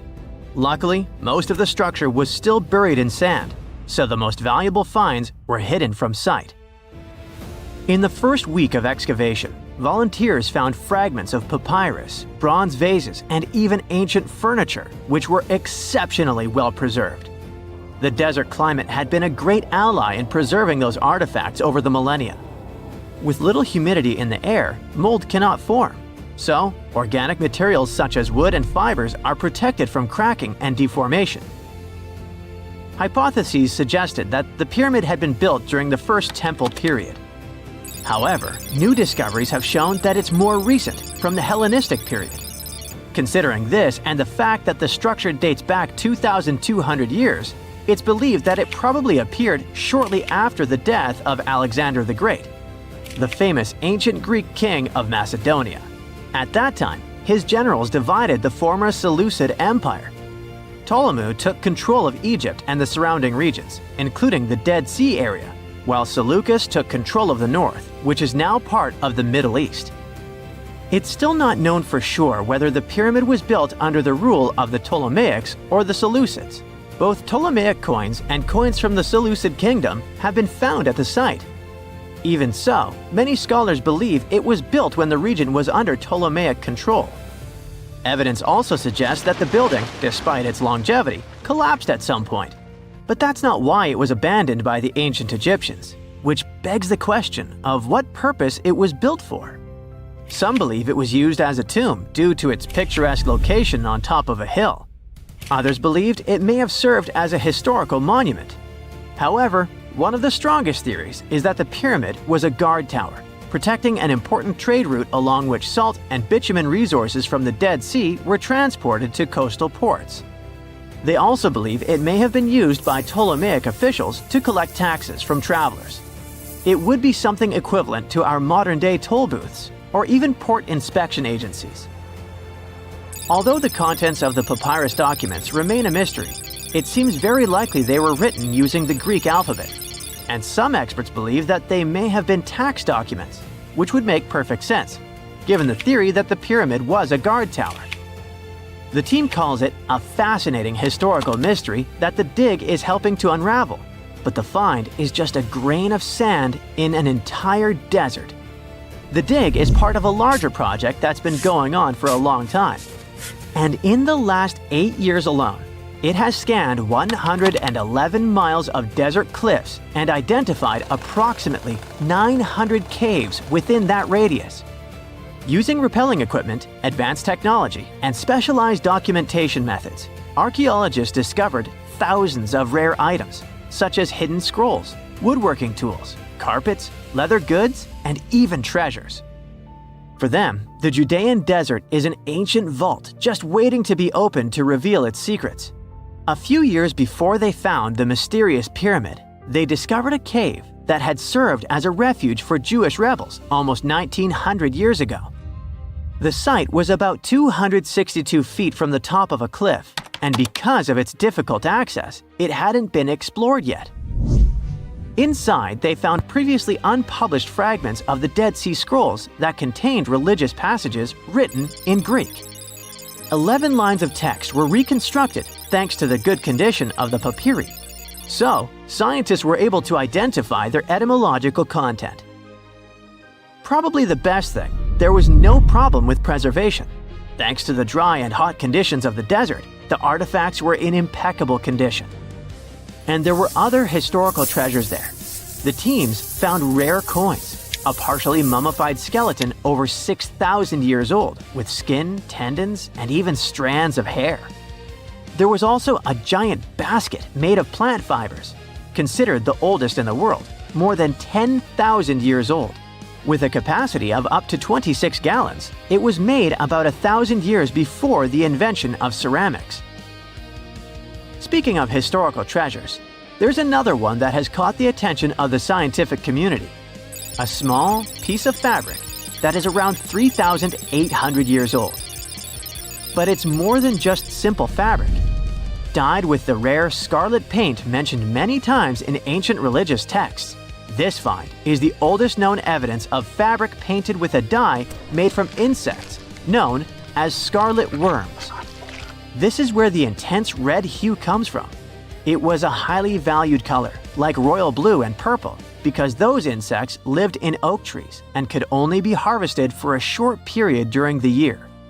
So, those dyes were reserved for sacred fabrics, such as priests' clothes, marking status and religious importance. And although this discovery had great significance for archaeology, its size was actually tiny, measuring less than 1 inch. The fragment was discovered in 2016 during excavations in the so-called Cave of Skulls, but it's not known exactly how this fabric got there. According to experts, it's evidence that people knew how to dye wool fibers already 3,800 years ago or so. It also provides us with proof that the ancient textile industry already used animals at about the same time people began to create written sources. Fabrics painted using this type of dye were recorded in more recent periods. But what makes this piece really special is the fact that it is much older than any other. Another important discovery was made in 1980, when scientists found a seed that was over 1,000 years old, which turned into a mysterious tree named Sheba. They spent 14 years cultivating this plant, which is now about 10 feet tall, only to discover later that it could belong to an extinct lineage of trees that had grown in the region. The seed dates back to a period between 993 and 1202 CE, and they believe that Sheba may be a biblical tree commonly associated with healing. Although it's not been possible to identify the exact species, since the tree hasn't flowered, we know that it belongs to the genus Commiphora, which is related to famous African plants, such as the myrrh tree. But time has revealed something even more special. Its leaves and resins are rich in compounds that have medicinal, antioxidant, and even skin-soothing properties. This means that the tree may represent a forgotten lineage whose resin had medicinal value and was mentioned in ancient texts. This brings to light how ancient people dealt with botanical medicine. It's 1898, and you're taking part in excavations in Saqqara. This place, not far away from Cairo, is full of ancient tombs and pyramids. You're in your Indiana Jones mood and hope to find something really phenomenal to become famous. Gold, manuscripts, treasure maps, mummies of famous pharaohs. Wait, a wooden bird? You're really disappointed as it looks like a regular toy. An old one, but still. Little do you know that years later, someone would propose that your bird was actually an ancient monoplane. So the artifact, nicknamed the Saqqara bird, is made of a sycamore tree. The birdie has a wingspan of just 7 inches and weighs around 40 grams. A perfect original souvenir from Egypt, I would say. It's over 2,000 years old and looks pretty plain, without any carvings of feathers or other intricate ornaments. It has a beak and eyes though, which makes our find look like a hawk, the emblem of the deity Horus. Its tail is rather unusual as it's squared, looks weirdly upright, and it seems like the sunken part of it was the place for a now missing piece. Humans love solving a good mystery, so there have been several attempts to explain the use of the birdie. First, quite simply, is that it was a ceremonial object. The second idea is that it was a toy for a child from some well-off family. It could have been some sort of boomerang, which was a popular concept in ancient Egypt. Then there was a theory that the bird had been used as a weather vane. But this one has been debunked as the figure doesn't have any holes or markings, except for the one made at the museum in Cairo to fix the exhibit on a stick. So there was no way to hang it in the past. Almost a century after the bird was found, Egyptologist Dr. Khalil Masiha proposed a new theory that it could have been a model of a monoplane. He believed the bird was missing a horizontal tailplane. Otherwise, it had its wings set at a right angle, similar to that of modern planes. It could have worked to generate the aerodynamic lift necessary for flights. Dr. Masiha also claimed that it was common at that time to place miniature models of technological inventions in tombs. So, did the ancient Egyptians really invent the plane in 200 BCE? That would make the Wright brothers, who are considered the inventors of aviation, really upset. They made one of their first flights only in 1903. There's just one way to know for sure, and that is to test the model. But you know, the ancient museum in Cairo would unlikely let one of their cherished exhibits fly around like a toy. That's why glider designer Martin Gregory built a similar model, this time of balsa wood, and concluded that even with the missing tailplane, the plane wasn't much of a flyer. Case solved? Not really. This didn't sound convincing enough to the History Channel, so they invited an aerodynamics expert to build another replica of the bird. He tested it in weather conditions similar to those in Egypt and was impressed with the little plane's abilities. So, if they did invent the prototype of a plane back in the times of pharaohs, it would be a good example of an oopart. That's an out-of-place artifact, an object that's way ahead of its time in terms of technology or history. And the Saqqara bird isn't the only example of such a revolutionary concept. In 1901, a group of divers retrieved the Antikythera mechanism from an underwater shipwreck near the Greek island of Antikythera. It's been dubbed the world's first analog computer, and it's currently dated around 100 BCE. The bronze mechanism could tell the position of the sun, moon, planets, and stars, as well as the lunar phase, the dates of upcoming solar eclipses, and even the speed at which the moon moves through the sky. No one's sure who used it and how or where it was made. But it's obvious that it's extremely precise and way too advanced for its time. The first flushing toilets in the world were invented in the middle of the 20th century. Just kidding. The ancient Minoans on the Mediterranean island of Crete and the Indus Valley civilization both came up with this brilliant invention at the same time, around 4,000 years ago. The plumbing and sanitation were so well done that no one managed to design anything better until 2,000 years later. One ancient Minoan lavatory was discovered at the Palace of Knossos. It looks like it had a wooden seat set over a tunnel that directed water from a rooftop reservoir to an underground sewer. Other varieties got water from jugs. Only the super rich people could afford all this glory. So if you wanted to shop for real estate back then, the flushing toilet would be a telltale sign you were in the rich neighborhood. Automated doors became a cool, seemingly new invention back in 1931. But the technology behind them is actually much older. Think the 1st century CE old. Mathematician and engineer Heron of Alexandria came up with a hydraulic system to open and close temple doors. To bring it into action, you need to light a fire to produce heat. There was a brass pot under the fire, half filled with water. The inventor connected the brass pot to containers that acted as weights. When the fire was burning, the water moved into the containers. They went down and pulled the ropes. It was nothing like a supermarket door that opens in front of you before you even have time to think. Heron's door took hours to open, and there was no way to stop the process. That's why they only opened the doors once a day before people entered the temple, to add some mysticism at the temple during ceremonies. Spooky. Looks like the first ever battery was invented in Baghdad around 2,000 years ago. A German archaeologist found this oval-shaped clay jar in 1938. Scientists are still not sure what purpose it served and who exactly invented it. There is a theory that it was used for electroplating objects with precious metals.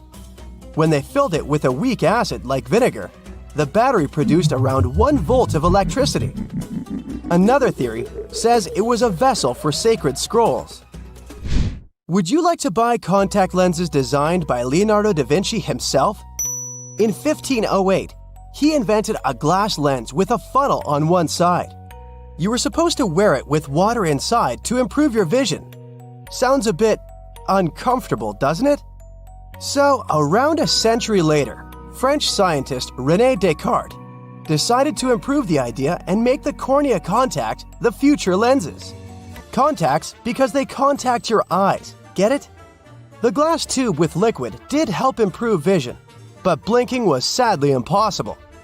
2.5 centuries later, new technologies in the glass industry let scientists design contacts that would fit in the eye and even let the wearer blink. Thanks, guys! Still, those lenses were made of heavy blown glass and didn't let the eye breathe.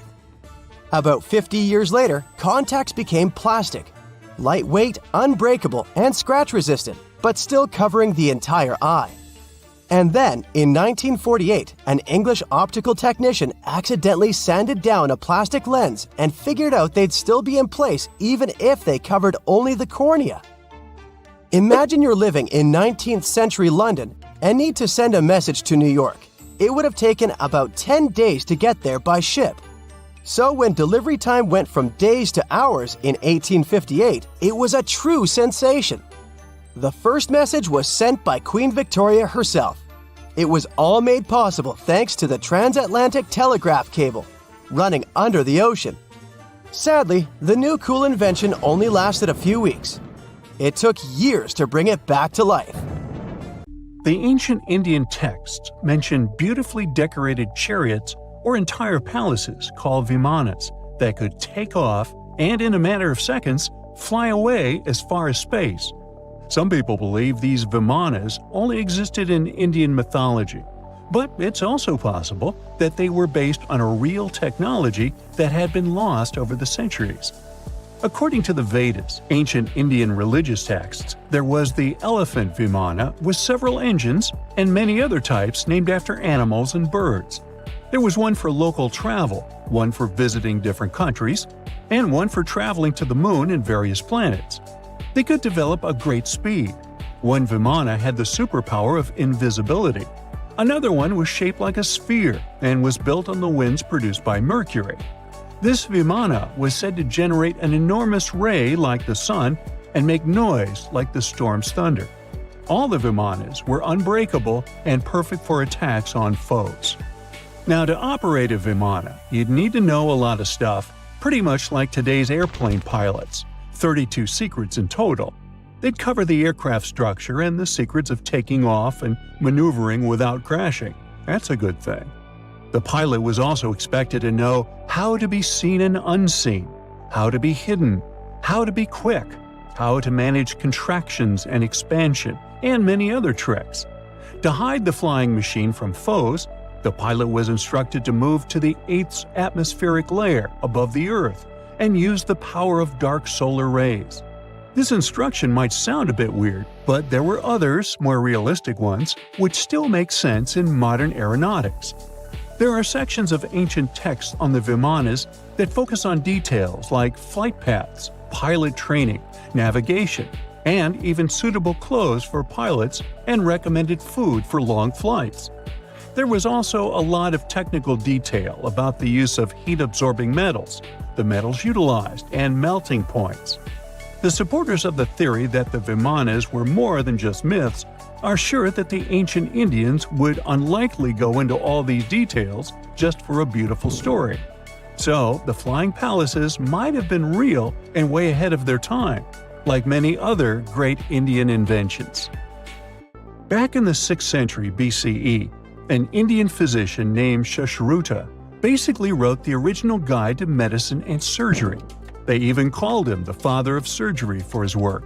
Sushruta laid down the details on hundreds of medicinal plants and described complex surgical procedures. He gave instructions on nose reconstructions and skin transplants from one part of the body to another.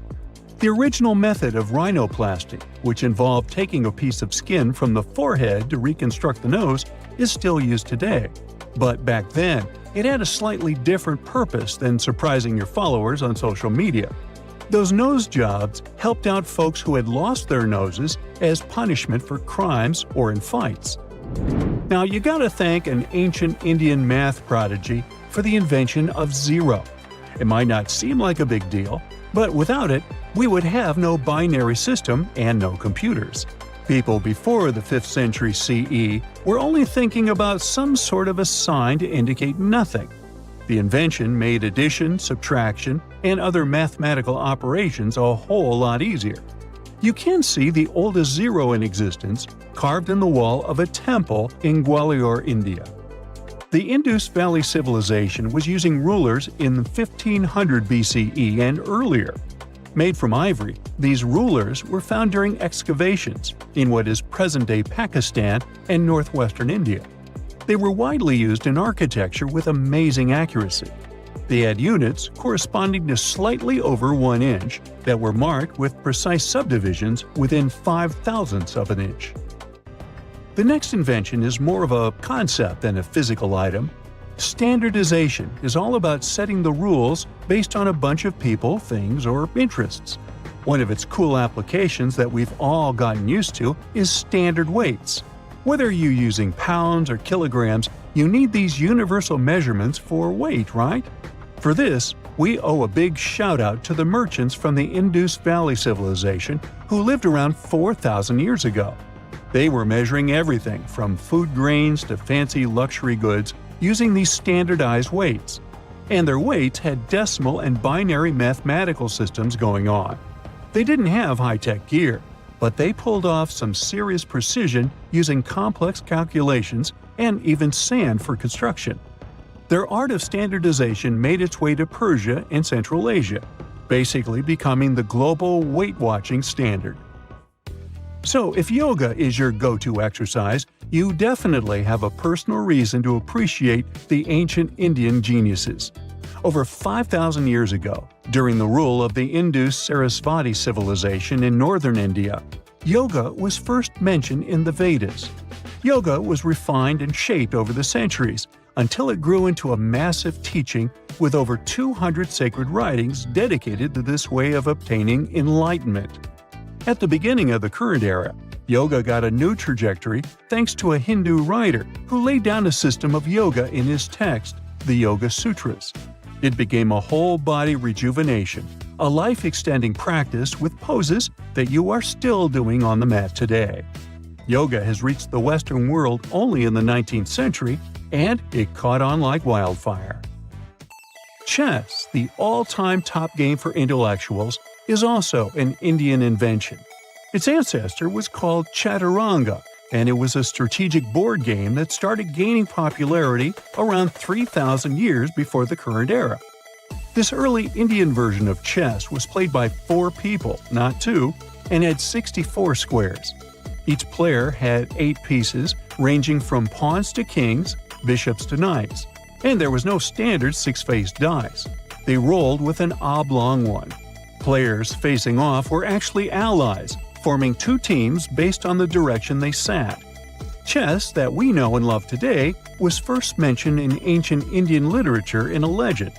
It said that the wife of a villain called Ravana had invented the game to amuse him. Now, the word shampoo comes from the Hindi word, which means to soothe or knead. The substance was invented in India in 1762 and was originally used for head massages, hence the name. The first shampoo was made of natural oils and herbs. British traders fell in love with the idea and brought it back with them to England. It took years for the original head massage oil to evolve into shampoo as we know it today, but it's still an Indian invention. Unlike the ancient Greeks, who wore animal skins, the Indians started cultivating cotton back in the 5th and 4th centuries before the current era.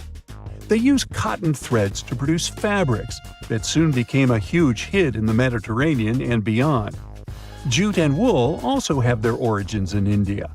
Cashmere, the finest and most exclusive type of wool, actually comes from the Kashmir region of India. Buttons that sit proudly on that cashmere cardigan of yours also have ancient Indian origins. Some 5,000 years ago, the Indus Valley civilization started cutting seashells into geometric shapes with tiny holes in them. First, they were just decorations, but then people started using them to fasten clothes. Now, when you think about radio communication pioneers, Marconi's name usually steals the spotlight. He got a Nobel Prize in Physics in 1909 for his groundbreaking radio work.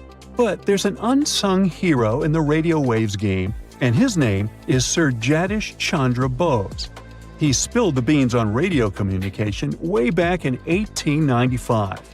He shot an electromagnetic wave across 75 feet at the town hall in Calcutta, and it went through walls, rang a bell, and even set off some gunpowder.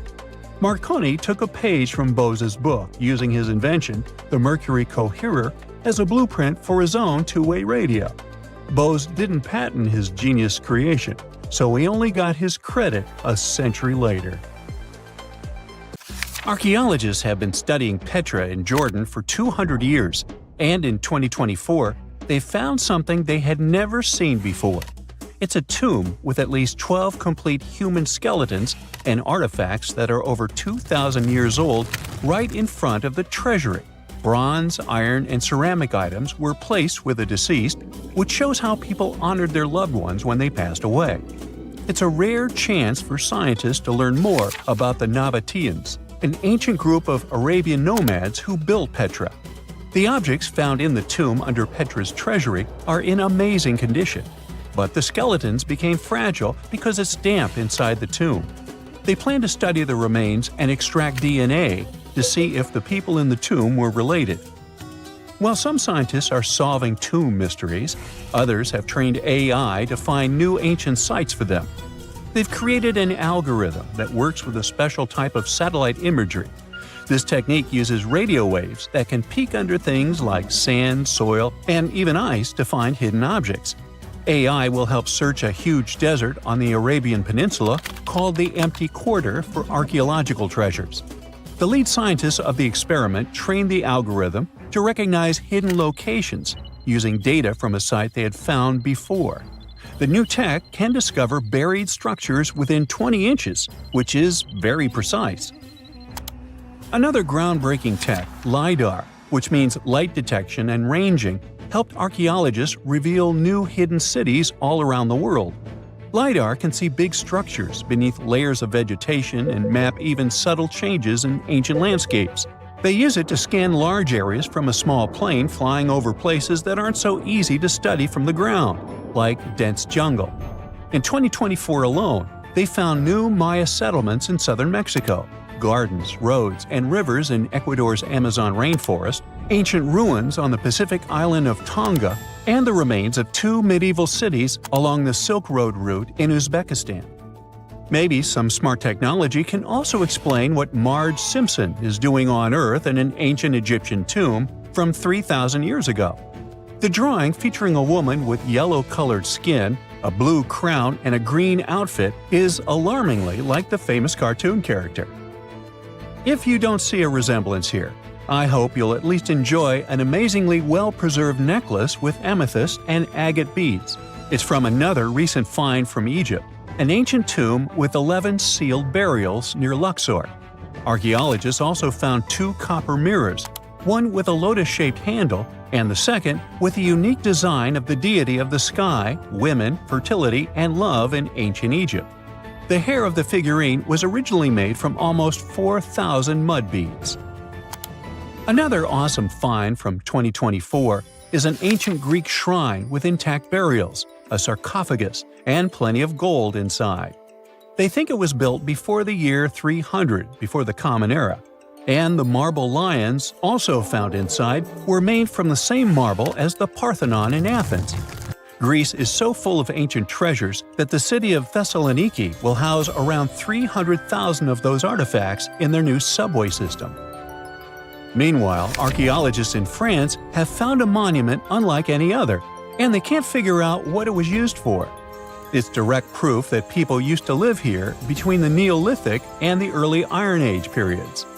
The coolest part is a monument made of 3 unique shapes that fit together like puzzle pieces. Some gravel found in the monument could mean there used to be a wooden fence called a palisade. People who built it probably used it for protection or decoration. The team studied the layers of soil around the monument to learn more about its origins.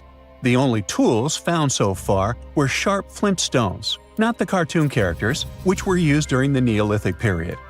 The next step will be radiocarbon dating to figure out exactly how old the site is. Now, the oldest saddle ever found so far was found in the grave of a woman near the edge of the Taklamakan Desert in northwest China. This saddle is the oldest ever discovered. It was crafted from pieces of leather that were sewn together and stuffed with straw and animal hair to make it soft. Now, normally, things made from natural materials like this don't last very long because they rot or fall apart. But the Taklamakan Desert is so dry that it helped preserve the artifact. The herdswoman who used the saddle was buried in her full riding attire, so this proves that not only men used saddles and took part in herding and traveling. Now let's shift to Guatemala, where an ornate jade mask made by the ancient Maya people was waiting for centuries to be discovered. Scientists use radiocarbon dating to figure out the age of the mask. They believe the mask may represent a Maya storm deity, a powerful figure in their mythology.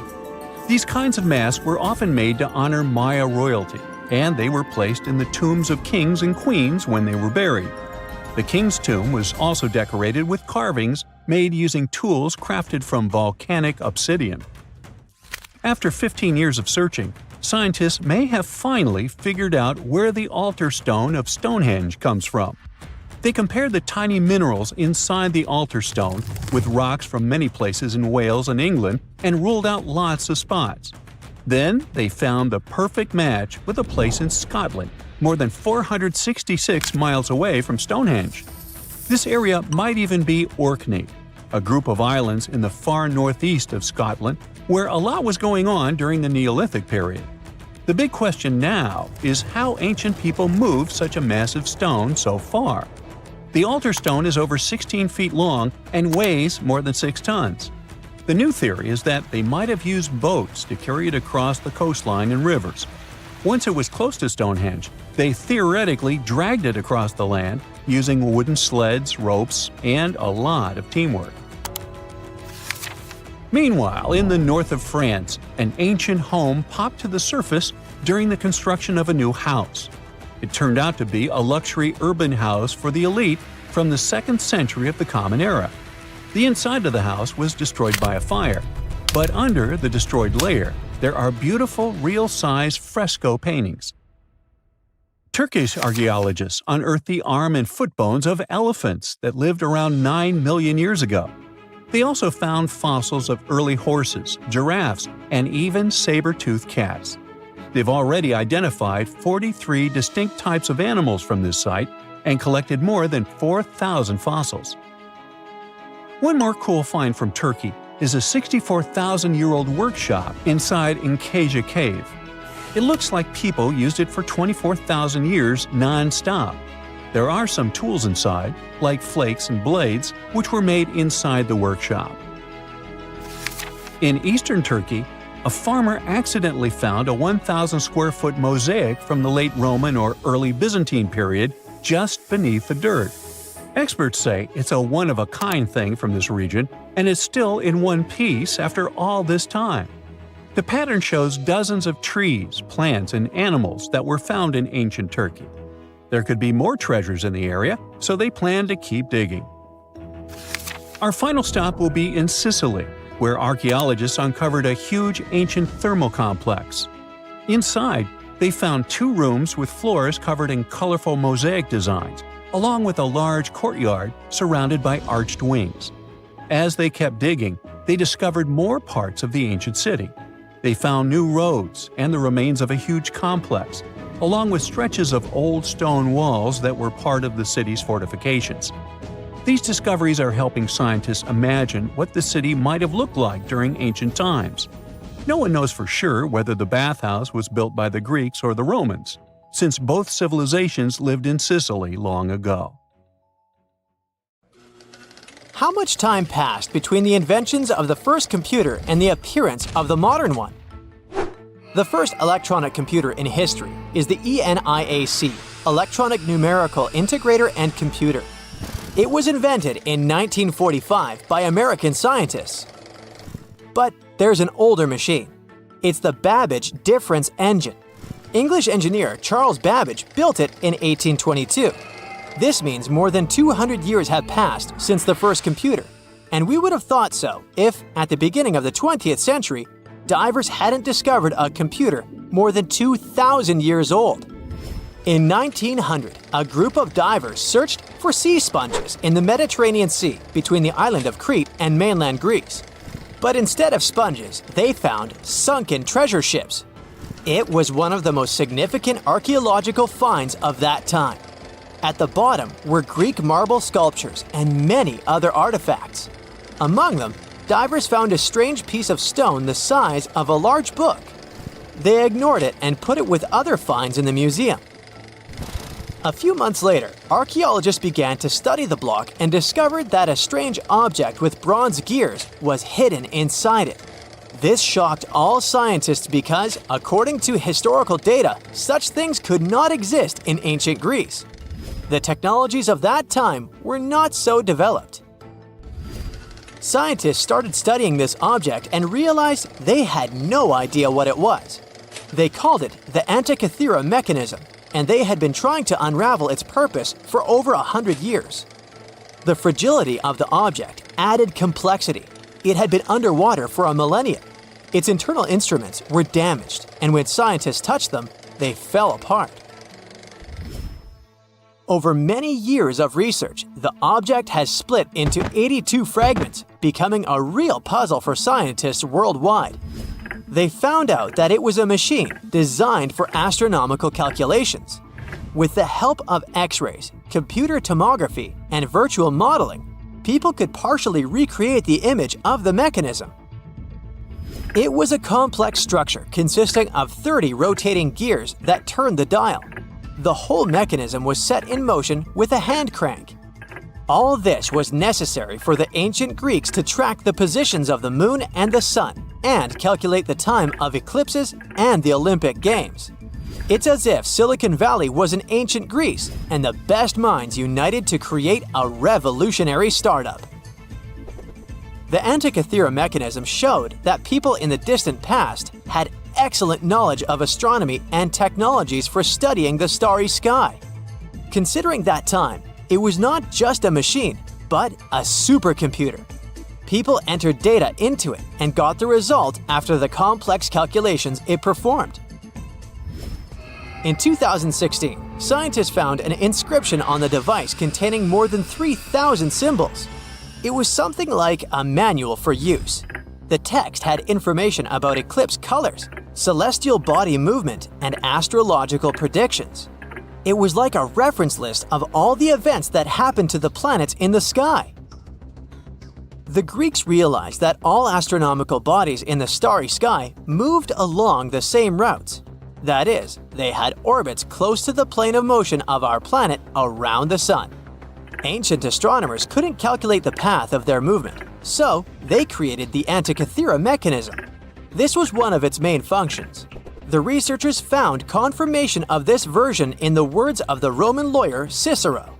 In one of his quotes, there was a mention of a computing machine created by mathematician Archimedes.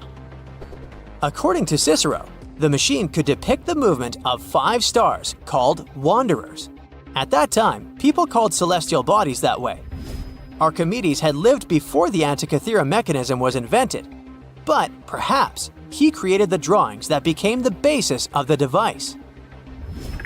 The mechanism worked, and when you turned the handle on it, it rotated the gears in the front and rear parts of the device. And then, the dial showed you the direction of movement of space objects. Besides, the machine had an astronomical calendar inside and tracked the time of sporting events, such as the Olympic Games, and also helped to calculate the exact time of the eclipse. Apparently, the Antikythera mechanism was something like a powerful organizer used by scientists or wealthy citizens of Greece.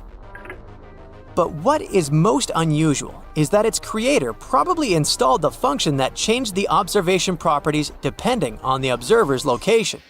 This means that ancient astronomers had to enter different coordinates in different areas for the correct result. NASA computers can do all these things today. These expensive multi-million-dollar devices work with electricity, chips, processors, and thousands of other things. And the ancient Greeks achieved the same result 2,000 years ago with the help of this small device. This changes the idea of the technologies of ancient Greece. People of that time had plumbing and used steam to control some equipment. They were developed, but no one expected them to go so far. Archaeologists were sure that people of ancient times used giant rough gears to operate windmills, and now it turns out that they could create small and complex mechanisms that modern scientists couldn't figure out for 100 years. Divers continue to study the seabed where the Antikythera mechanism was found. They have already found other items, such as nails from the ship and a bronze ring. Such underwater excavations are dangerous and complicated, so the research takes a long time. Experts think that the Antikythera mechanism was not a single copy. Perhaps the ancient Greeks made the same or similar machines. Maybe they're hidden somewhere or were melted down to create something else. In those days, bronze was a costly metal, so when ancient astronomical computers broke down, people could melt them and sell the metal. Some researchers refer to the Antikythera mechanism as the ancient prototype of all modern devices. Phones, computers, and tablets have something in common with this machine. By the way, have you heard of the odometer device? This device tracks the distance traveled by car or other means of transport. Nowadays, odometers are digital, but this technology used to be mechanical, and the ancient Greeks were the first to invent it. According to some records, Archimedes might have created it. The Roman later adopted this device for use during long journeys to aid in road construction. The ancient Greeks were the first to attempt to understand the rules of geometry. The Babylonians and Egyptians used geometry in different spheres of life.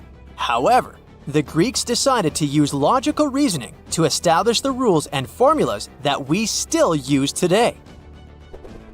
Archimedes observed that when a solid object was immersed in water, it displaced a mass of water equal to the volume of the object. Have you heard of the Hippocratic Oath? This document is read aloud by all doctors before they start practicing medicine. For us, concepts such as confidentiality between a doctor and a patient seem commonplace, as well as a doctor's duty to always try to cure and save people's lives. But all of this was invented by ancient Greek Hippocrates. In addition to the famous oath, he was one of the first to make a scientific leap in medicine. In ancient times, people viewed illnesses as punishment for bad deeds. But Hippocrates discovered that diseases were natural and that the human body could react differently to them. This may seem obvious now, but the ancient Greeks reached this conclusion in 460 BCE. Aristotle was the first to suggest that our planet is a sphere, and thanks to him, we enjoy movies, TV series, and performances. The ancient Greeks invented theater in the form we know it today. Aristotle wrote the first rules of drama in history, which guide directors and screenwriters on how to keep the viewer's attention. Greek writers created plays in various genres, including tragedies, satires, and comedies. All of this contributed to the formation of Western culture, and that's why many directors enjoy staging ancient plays. And this is only a small part of what the Greeks invented. Therefore, it's quite logical that they were able to create the Antikythera mechanism. Now, let's assume that another species, whether humanoid or dolphin-like, could have existed millions of years ago. How do we find their traces? There was a Doctor Who episode about a non-human industrial civilization on Earth that existed long before us. These reptiles, called Silurians, were forced deep underground by a catastrophic rise of temperatures on Earth, and there they thrived for centuries. That inspired scientists to create the so-called Silurian hypothesis. If there was an advanced civilization before us, we should find their traces somewhere. Well, let's try. Climatologist Gavin Schmidt and astrophysicist Adam Frank decided to dive into this themselves. Like us, any technologically advanced civilization would be hungry for energy. So they looked for global effects that would leave a widespread mark. For example, hints of large-scale industrial processes, like plants and factories, and their leftovers. Then comes the question of how long these civilizations would last. If they existed for a long time, we should look for long-lasting signs, like residues from burning fossil fuels, mass extinctions, synthetic chemicals not found in nature, and even traces of nuclear fission. Basically, we should search for the same kinds of things that humans are currently leaving behind as evidence of our activities. Unfortunately, this evidence isn't that easy to find. Let's imagine an unsettling scenario if humanity suddenly disappeared. Even though it seems like we've left a lot of changes on our planet, the future civilization millions of years from now would struggle to find any remnants of our existence. Why? Well, our planet has existed for 4.5 billion years. Complex life on Earth has existed for more than 400 million years. Compared to that, our industrial period only lasted around 300 years, and we haven't left any significant traces. Our record of Earth's history is full of gaps, especially the further back you look.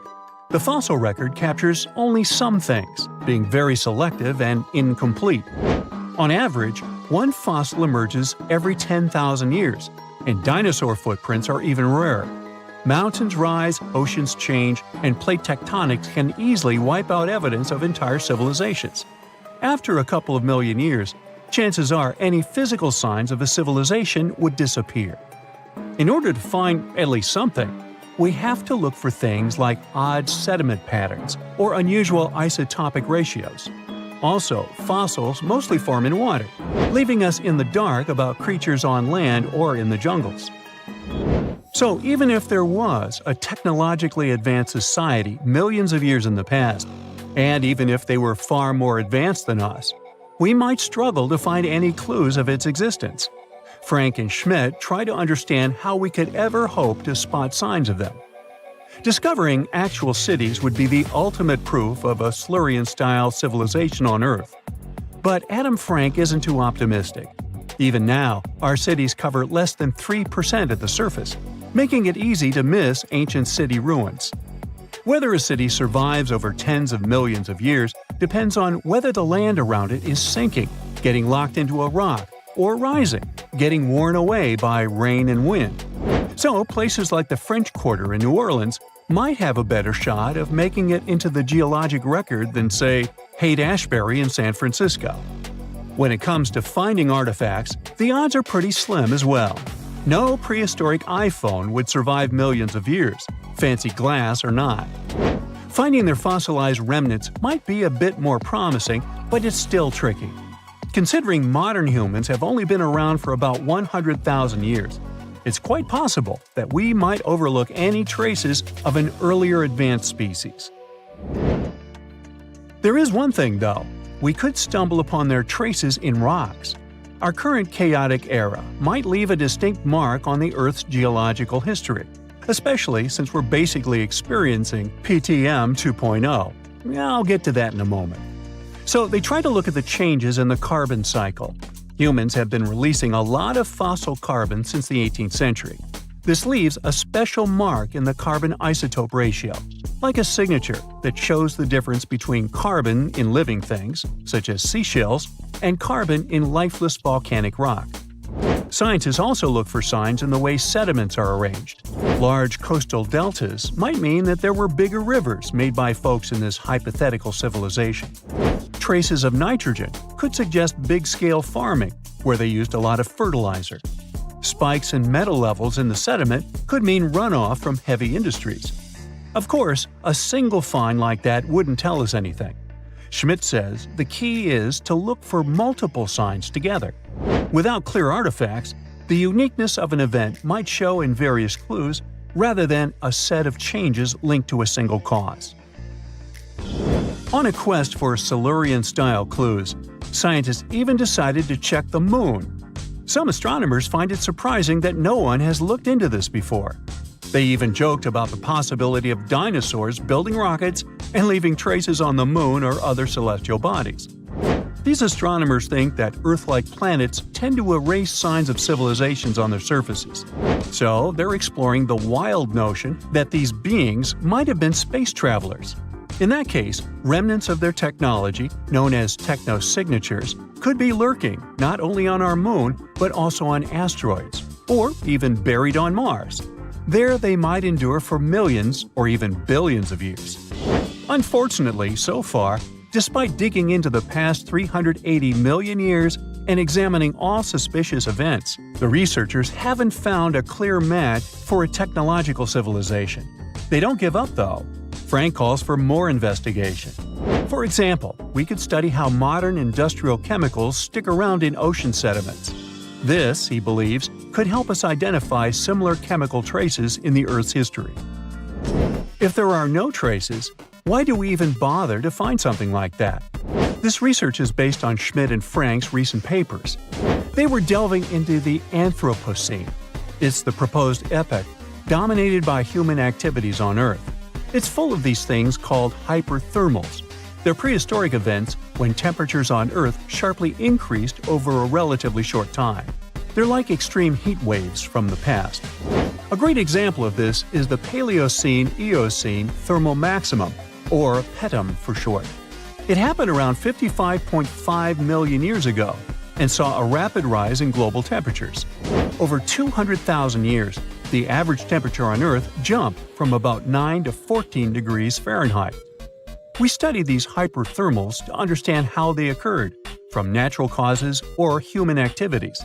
So, these hyperthermals sparked the genesis of Frank and Schmidt's research. To study them, scientists started examining chemical signals and tracers left in rocks.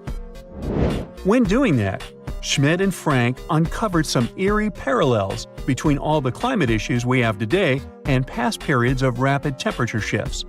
There's a close similarity between the PETM and other hyperthermal events. So all this work isn't just about solving a historical mystery. Understanding our impact on the environment can guide us to finding better ways to live in harmony with the planet and avoid becoming a forgotten species in the future. Our Milky Way is filled with lots of planets that could be just right for life, but we don't know if there are other civilizations out there. Earth is the only place we know of with living beings. About 200 years ago, people wondered if there might be civilizations on Mars. Back then, it was a real question, but once we got pictures from space probes, we decided there wasn't any evidence for it, and that idea got stuck in our minds. Now, it's not even considered a valid topic for serious science. It's seen as kind of silly. But no one has set clear limits on what could have happened on our own planet a really long time ago. So, even if there is no proof, we shouldn't throw away the possibility. Don't forget, it took humanity a while to recognize dinosaurs. Maybe Silurians are just patiently waiting for their time. AI can drive a car, design trendy clothes, give you emotional support, and it looks like it can also help us find answers to centuries-long mysteries. Researchers from Yamagata University Institute of Nazca and IBM Japan used a deep learning AI model to find new Nazca lines. Those are distinct white lines on a rusty red background that you can see from a plane while flying over the deserts of southern Peru. Scientists have tried to decipher the meaning of the Nazca lines ever since they were first discovered in the 1920s. There are straight lines, rectangles, triangles, and swirls. There are also some giant drawings. You can see a monkey, a whale, a condor, a hummingbird. The 4 recently discovered geoglyphs, which is the scientific word for those drawings, show a humanoid-like figure holding a club, a fish, a bird, and a pair of legs. What is the hidden symbolism of all that? And why did the Nazca people decide to draw a humanoid in the desert? And did they even know who humanoids were? Let's dig into history to find some answers. The representatives of the ancient Nazca culture created their famous lines more than 2,000 years ago. The geoglyphs have stood the test of time thanks to a dry climate and strong winds in the desert. Scientists found that to form the lines, the Nazca people scraped off the top layer of pebbles, revealing the contrasting soil beneath. The soil's color varies from reddish-brown to yellowish-gray. It makes it look like the lines are constantly changing appearance. It looks like the creators first made small-scale models and then enlarged them to create the full-scale designs we see today. In total, there are more than 800 straight lines, around 300 geometric figures, and 70 animals and plant designs. You can find the first mention of the lines in the 16th century Chronicle of Peru, where they were first described as trail markers in the desert. Since you can't really study the lines and their symbolism from the ground, those geoglyphs only became world famous only in the 1930s. It was the start of the era of commercial planes, so more and more people could witness the lines from their window seats and spread the word. During his research a decade later, Professor Paul Kosuk noticed that one of the lines aligned with the setting sun on the day after the winter solstice, which is the shortest day of the year. He supposed that the lines had some astronomical significance.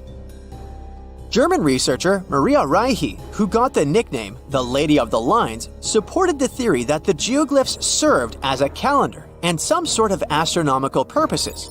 She spent 40 years studying the lines and literally swept them inch by inch. She also moved into a small house close to the lines to protect them from unwanted visitors. And that's how the Nazca Lines mystery was solved. Just kidding. In the 1970s, American researchers began to question astronomical theory. In a region like Nazca, one of the driest places on Earth with only around 20 minutes of rain per year, water is a real treasure. So the straight lines and trapezoids could have something to do with it. They could have been an ancient version of Google Maps, pointing at locations for rituals that the local people organized to get some water and help their crops grow. The images of animals in the Andes region are also related to water. Spiders are thought to be a sign of rain. Hummingbirds symbolize fertility, and monkeys living in the Amazon mean an abundance of water. That could explain the choice of symbols in the desert, but there's no strong proof to support this theory. So the work on explaining the meaning of those mysterious geoglyphs is going on. In the 21st century, the Nazca Lines have become the research ground for archaeologists from Yamagata University. Masato Sakai, a professor of archaeology, together with others on the team, are using high-resolution aerial photography and drones to discover and catalog the lines. They found images of humans, camelids, birds, orca whales, cats, and snakes, most likely created between 100 before current era and 300 current era. Some of the images are around 10 to 20 feet long, and that's why they were pretty tricky to notice. The largest geoglyphs are 1,200 feet across, which is about the height of the Empire State Building. The researchers believe the Nazca Lines were a form of communication in the desert for their creators. The linear ones pointed the direction from valley to valley. The ones drawn on slopes seem to have been drawn along ancient pathways between settlements. Professor Sakai explains that discovering new lines is tricky. Some of them are so poorly preserved that it's hard to spot them in aerial photos. There are also irrigation systems and roads all across the Nazca region, and it complicates the task. And that's where AI comes in handy. The team showed it pictures of previously explored Nazca lines so it could learn what to look for. Then, AI went through tons of footage taken from planes and satellites and also laser data from previous surveys to identify the lines scientists hadn't found before. The system works 21 times faster than humans, and it made some curious discoveries. Scientists then traveled to the locations it chose to verify the findings. In 2019, AI helped to discover a humanoid-shaped character with a rectangular head who is holding a stick and wearing a headdress. It became a real puzzle for the scientists trying to understand the creature's role in ancient society. The little guy is neighbors with another famous geoglyph. It's a hermit, which is a subgroup of hummingbirds that lives in the forested regions of northern and eastern Peru. The largest of the recently found geoglyphs is a pair of legs. It's more than 250 feet across, about 4/5 as tall as Big Ben. Could be an homage to some ancient supermodel. The fish and the bird are around 4 times smaller. Why they are where they are is still a mystery. Listing new geoglyphs isn't the only way AI is helping scientists. It's doing a lot of good for astronomy. It analyzes vast amounts of astronomical data and uses its algorithms to identify patterns, classify celestial objects, and even predict new events. For example, AI models have been developed to detect and categorize galaxies, search for exoplanets, and identify rare cosmic phenomena. It also helped analyze data obtained by the Kepler mission to discover new Earth-sized planets circling other stars. AI is also transforming the field of chemistry. Machine learning algorithms can predict chemical reactions, discover new compounds, and optimize chemical processes. All of this helps scientists save a lot of time and resources in the labs. If you've ever written a thesis, you know that analyzing vast chunks of information can take forever. Now imagine you need to analyze the archives of the British Library's national newspaper. It's piles and piles of history. So, researchers are teaming up with the curators to develop special software that can analyze the vast amounts of data extracted from these collections. Computational linguists and historians will be able to delve deep into the past and get some insights into changes in society and culture. They'll focus on key periods and track how advancements in technology shaped various aspects of society. AI even helps in the conservation of seals. It's really expensive and challenging to monitor certain species of those cutie pies living in the sea ice zone. Using high-resolution satellites, researchers can now identify the seals in photos, which already helps. But manually counting seals across huge areas of ice is like putting together a jigsaw puzzle of a blue sky consisting of 1 million pieces. It takes a lot of patience, and different analysts come up with different results. Machine learning algorithms can be trained to recognize and distinguish seals in satellite imagery and count them automatically. Researchers can then use this accurate data to monitor seal populations